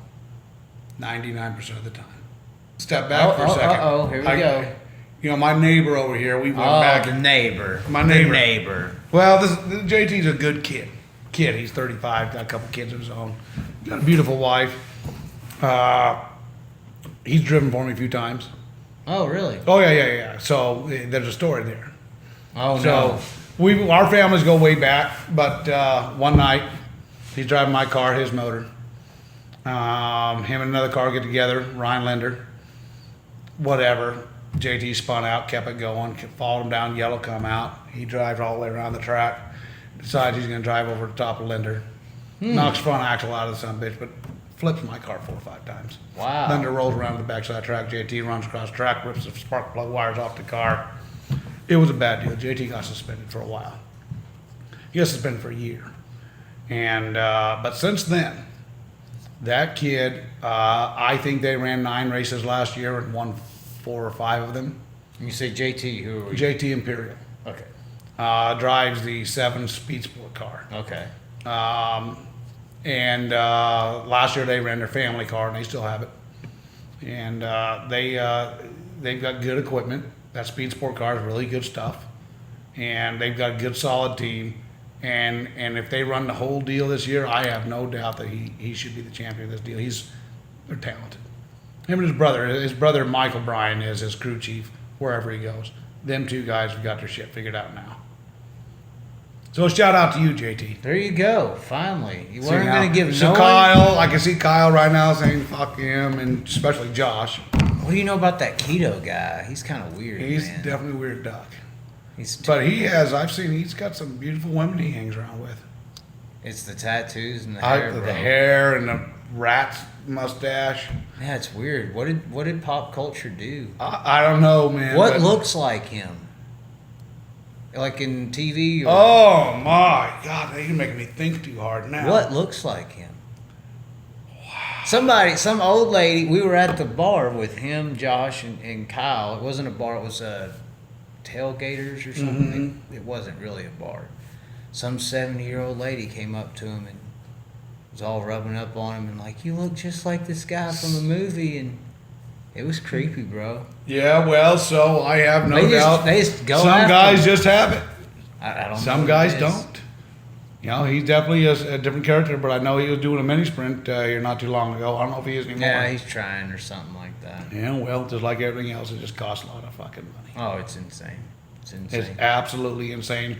One of the biggest things is to find a way to lower the cost of these, but you're always going to have that guy that's going to go spend the extra $1, even if they don't have it. Right. That's what's happening. In That's the why I Santan. say payouts. There you go. That's what's happening in the Santan deal right now. Is it's again another one of those groups that started for the a lower budget guy. It doesn't pay real good, so guys shouldn't be spending money on it. They have rules about no titanium and no this and no that. You got to have this or you got to have that, and you guys are racing for $700 to win, and I don't know, $100 to start, $140 to start or something. It ain't very much.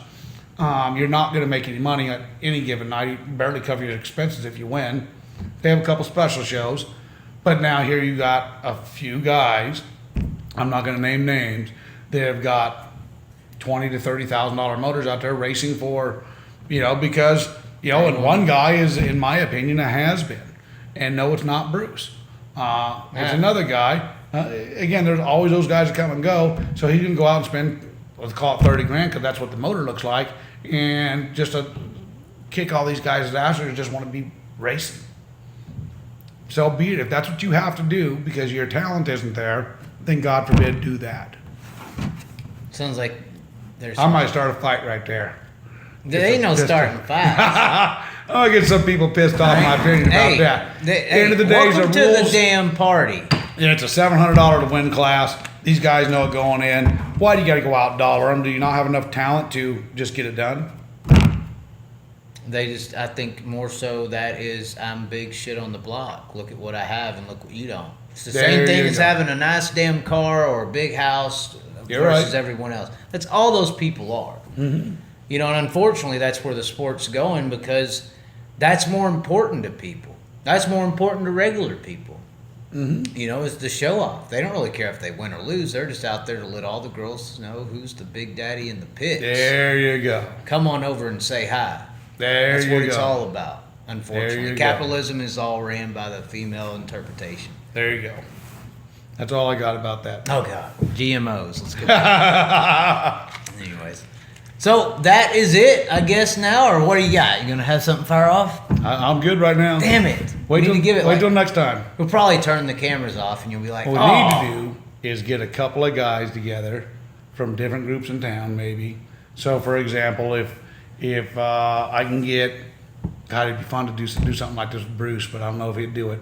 He's But done. I mean, he's scared. Alex Pettis is got a good opinions about a lot of stuff and a lot of people. Pretty smart guy though, really smart. You know, I'd love to sit at a table with JT and Alex and some other guys, maybe even a race director or promoter at some time. That would make a great show and be fun. Where y'all at? Hit me up. Dirt Track State of Mind. Send us a message. I ran into you at the track every time I went in the pit, so I was like, something's up I'm here. always I need to there. Talk to this guy. I'm always there like a damn drug addict. Gotta go to the racetrack. Oh, God. I wasn't going to go the other night, and that kid that tore down the fence, guy was hauling his stuff out for him, and Ray Bishop, McKenzie Motorsports, talked me into going, so I went out and gave him a hand. And that's someone I want to give a shout out to, Ray Bishop. That guy goes up and beyond. He's helped JT and his brother for a lot of years now. He's helped us to no end. He's helped me with fuel. He's helped me with tires. He's helped me with parts when I needed them. Was always there when we needed something. And you can't be grateful enough for a guy like that. That Ray Bishop is one of the best people you'll ever meet when it comes to supporting racers. And, he's got a good family and works hard. And, and again, he went and got a truck and trailer to haul Ryan's car out the other night that, unfortunately got in the fence and destroyed that Triple X. Yeah, that was horrible. Oh, yeah, well, The guy's working out of it looked damn- worse when we unloaded it. How bad is it completely destroyed? Oh, yeah. The chassis is garbage. For those who don't know it, that's the guy who was in the U-Haul Ryan Cully. and working out of a damn storage unit. There you go. So, yeah. So, Ryan used to keep his stuff here for a little while. It's pretty small in here to have another car. Well, and that's what we had realized pretty quickly. And he went and got a storage facility, and he wants to race really bad. I think their current plan is, as of Monday when I spoke with him, they're hauling all of his stuff back to Washington. That's where he's from. Dad's going to put a new car together for him. He works down here. He's going to fly back and forth up there to work on the car and race when they can. And to my understanding is when the summer's over and their season's done up there, they're going to bring their stuff back down. Okay. So, kid's got a lot of passion. But then you find guys that we know have helped out, like Ray, and Ryan asked me if he can get a truck and trailer and haul them out the other night, and he's like, it's going to be a U-Haul. So, yeah, no problem. So he hauled his stuff out, worked his butt off on the car all night, and he's really, everybody tell you, Ray Bishop is a great guy. He has he sells a few parts here and there, buys used parts and refurbishes stuff and sells them and what have you. He's solid. That's what I got. Hey, it was a good one. I was listening. Well, I'm just going to wait a couple minutes. Let you go. I have a feeling you're going to have something pop in I might there. start throwing parts in front of the camera, shit for sale. And it's We got a magic shelf back there with some good special parts. That's creepy. First, good special parts. Steve Stone Racing. What is that? Do you have a Facebook page? You don't got nothing for that. I actually do have a Facebook page. Steve Stone Racing. Hey. There you go. Ad-libbed it for you. Steve and Stone, everything. Steve Stone Realtors out there too. So if you're looking for a home or looking to sell a home, I'm your guy. And if you get the home and you want new cabinets and countertops, Millennium Design Inc. There you go. And with that being said, getcabinetsnow.com, by the way. I think we are going to be able to let you go, and it was good talking to you a little bit. You too. It was entertaining. I look forward to seeing what the people have to say about this shit. Leave right a comment because it's going to be fun. Oh, there's going to be plenty of comments coming, and plenty of things to respond. We may have we may have to get a big circle table with all the names you threw out and just circle. I'm telling you, listen, some of the old guys and some of the newer guys out running together at a round table conversation like this would be awesome. Have them yelling at each other. We can get some boxing gloves in there. Hey, sell tickets to that. You know, when you step back to that stuff, you're talking about that. Me and JT's family had a physical confrontation in Tucson one night when my brother Jesse flipped his dick off, and I rolled up next to him, and he's getting out of the rumble of garbage of my other race car, and I said, "What the fuck happened there?" And he says, "That fucking JT." All right, so whatever. You know, after the race, I rolled in. JT's pit right next to us. You know, my other shit's being drug in by a tow truck. Jesse's walking through there with his helmet, and everybody's pissed off at each other. And you know, JT gets out of the car, and I'm motherfuckering him like that. I was kind of pissed off. You know how Looks like it. I was pissed off. My brother said he crashed him, so I had to believe him. Right. Keith come up, his stepdad come up there, and he's all pissed off about something, and Jesse's yelling at him, and Jesse's my brother, yelling at him, and Keith grabbed him by the throat, and Jesse knocked him out with his helmet. Clocked him. Dropped him like a sack of potatoes. Guess what? Keith Bryan got right back up, and it was on. I jumped on the piles, and I jumped on the pile. It was crazy. There was shit going everywhere. Parts flying, bodies being slammed. And finally, we all got separated. Someone called the cops, and some people got some tickets, and then, you know, on with it. A couple days later, Keith called me and said, "You still pissed off at me?" I said, "Well, I was never pissed off at you to start with, but how'd you like that ticket you got?" So, the video came out.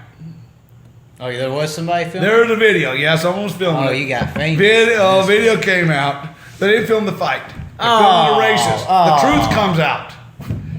Jesse's hauling out there. JT's out there behind him out there, and we're all, you know, we're pretty fast. Tucson's fast. Jesse clipped one of them tractor tires on the inside of the racetrack just enough and launched that car, and I bet you he flipped 6 times down the back chute, spitting parts off. Well, him and JT were kind of dueling for position. So in his eyes, he's pissed off. He thought JT crashed him. He knew he hit that tire. He blamed JT, and it caused a family feud. And tickets. Oh yeah, parts everywhere. I mean, I bet you it cost me $15,000. Wow. Not because I got tickets. I didn't get no ticket. Because my race car was destroyed, and I was spitting flames. But when I seen that video and he hit that tractor tire and crashed that son of a bitch, and I tore his ass apart. But end of the day, we put another car together a couple weeks later, and we were out racing again. It was just what we did. It was entertaining, say like now. We're all still really good friends. We always have been. That little fight, you know, physical confrontation in the pits, it was nutty. I mean, it was the craziest thing you ever seen. And there's people back watching that had known us for years just laughing our ass off. So we had this big stupid fight, but now we're really good friends. JT lives 2 doors over from me. You know, we do a lot of stuff together. As a matter of fact, this weekend, because I sold my trailer, I'm using their trailer. Because the trailer I had last week, I used their trailer. But I just haven't bought another trailer yet. So he's got a pretty good ride with the Speed Sport guy. So, you know, we just work it out. I'm going to use their stuff, and we all get along real well now. That's how you go from fist fighting to handshaking and trailer borrowing, I guess. It's the bomber shit right there. Yeah, you thought this was for factory stocks or something. Yeah, well, we don't do that shit no more. Again, we easy come, easy go. You never know. We acted like we were pretty serious back then. Acted like it. But if somebody needed something, we had it, we gave it to them. I guess that's how it should be a little bit more, huh? Of course. If certain clubs are just not like that. You need a Westmar. Somebody give me one. Yeah, just pass them on down. Yeah, hand them, yeah. Socialism. Socialism. Bernie, I need 3 new riders by next week. Oh, God. What if he can get it to you? I'll take them. What about Cortez? Who the hell's Cortez? That AOC. I don't know nothing about the ACI. Oh, okay. I don't know anything about them. Good. We're cutting off before we talk about politics. All I know is Bruce St. James. Oh, you're talking about the broad. Yeah, the broad with the big knockers. That's why everybody So my knows buddy, who she is. we're watching her on TV, rattle no. on one night, and I got my buddy rolling on the phone, and we're carrying on. And And he's motherfucking her, and he hates this broad and blah blah. She's got nothing so good to say. I said, but man, she's got great boobs. And the phone went dead silent. He goes, you know, she does. I think there's gonna be a sex tape come out soon, and then everybody's Her and Bernie. Oh, that Weekend at Bernie's. I think it'll be a regular old sex tape. Oh, it'll just boy. be people trying, similar to how they tried to do Trump. Right. They tried to destroy him publicly. I think the It plan. just gave him I more think the steam. plan is to make two, very opposite sides. Maybe her and Trump are gonna hang out one weekend. Maybe Down that's at the resort in Florida. That would be a scandalous sex tape right there. Wow, you can't explain that one away. Oh, that's trouble. That's trouble. You can't explain that one away. But all right, we said we're gonna leave 3 times. That's it. We've been Three here. times Let's the see time. what our little 2 hours. almost 3. Almost 3 hours. Almost 3 hours. I bet you have my welcome wife to the call me jungle, when you're buddy. coming home. Welcome to the jungle. Luckily, we started a little early. I think we started like 5:30 or something. Yep. 8:30. 8:30. So Now I'm going to go in the house and watch my taped episode of Oak Island. That's season finale. never heard of it. You get the fuck out of here. Never heard of Oak Island. I don't watch TV. Ah, We'll see you later there. I miss Gentlemen, Survivor. here. Talk about it with myself, Chaz Thompson, and guest star today, Steve Stone. Until next time. until we got a circle tape. Don't give a shit to you Cheers. chasing a bride.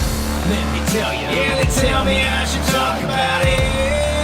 Well, come on, let's talk. Let's talk about it. I don't care if you're complaining, cause your favorite driver on TV has already been bought. They say all I do is talk all this shit. Ask how good you beaming the kids, talking all rude, narcissistic. Truth is the clue and the answer is this. How are you people so delirious? Honestly, fact of the matter is this: the kids who worked hard to live earned a few grand for a car, chassis kit, built from the ground, a safe for a rig. I lost them I found cause they weren't rich or 14 years old like Laurel Gordon. Not the next old California kid or the area code in Los Angeles. A cocky ass hoes like cars in L Legend. I don't even know if she is legit, but I feel for her though cause Teresa's a bitch. Like Gary's old construction biz, baseball in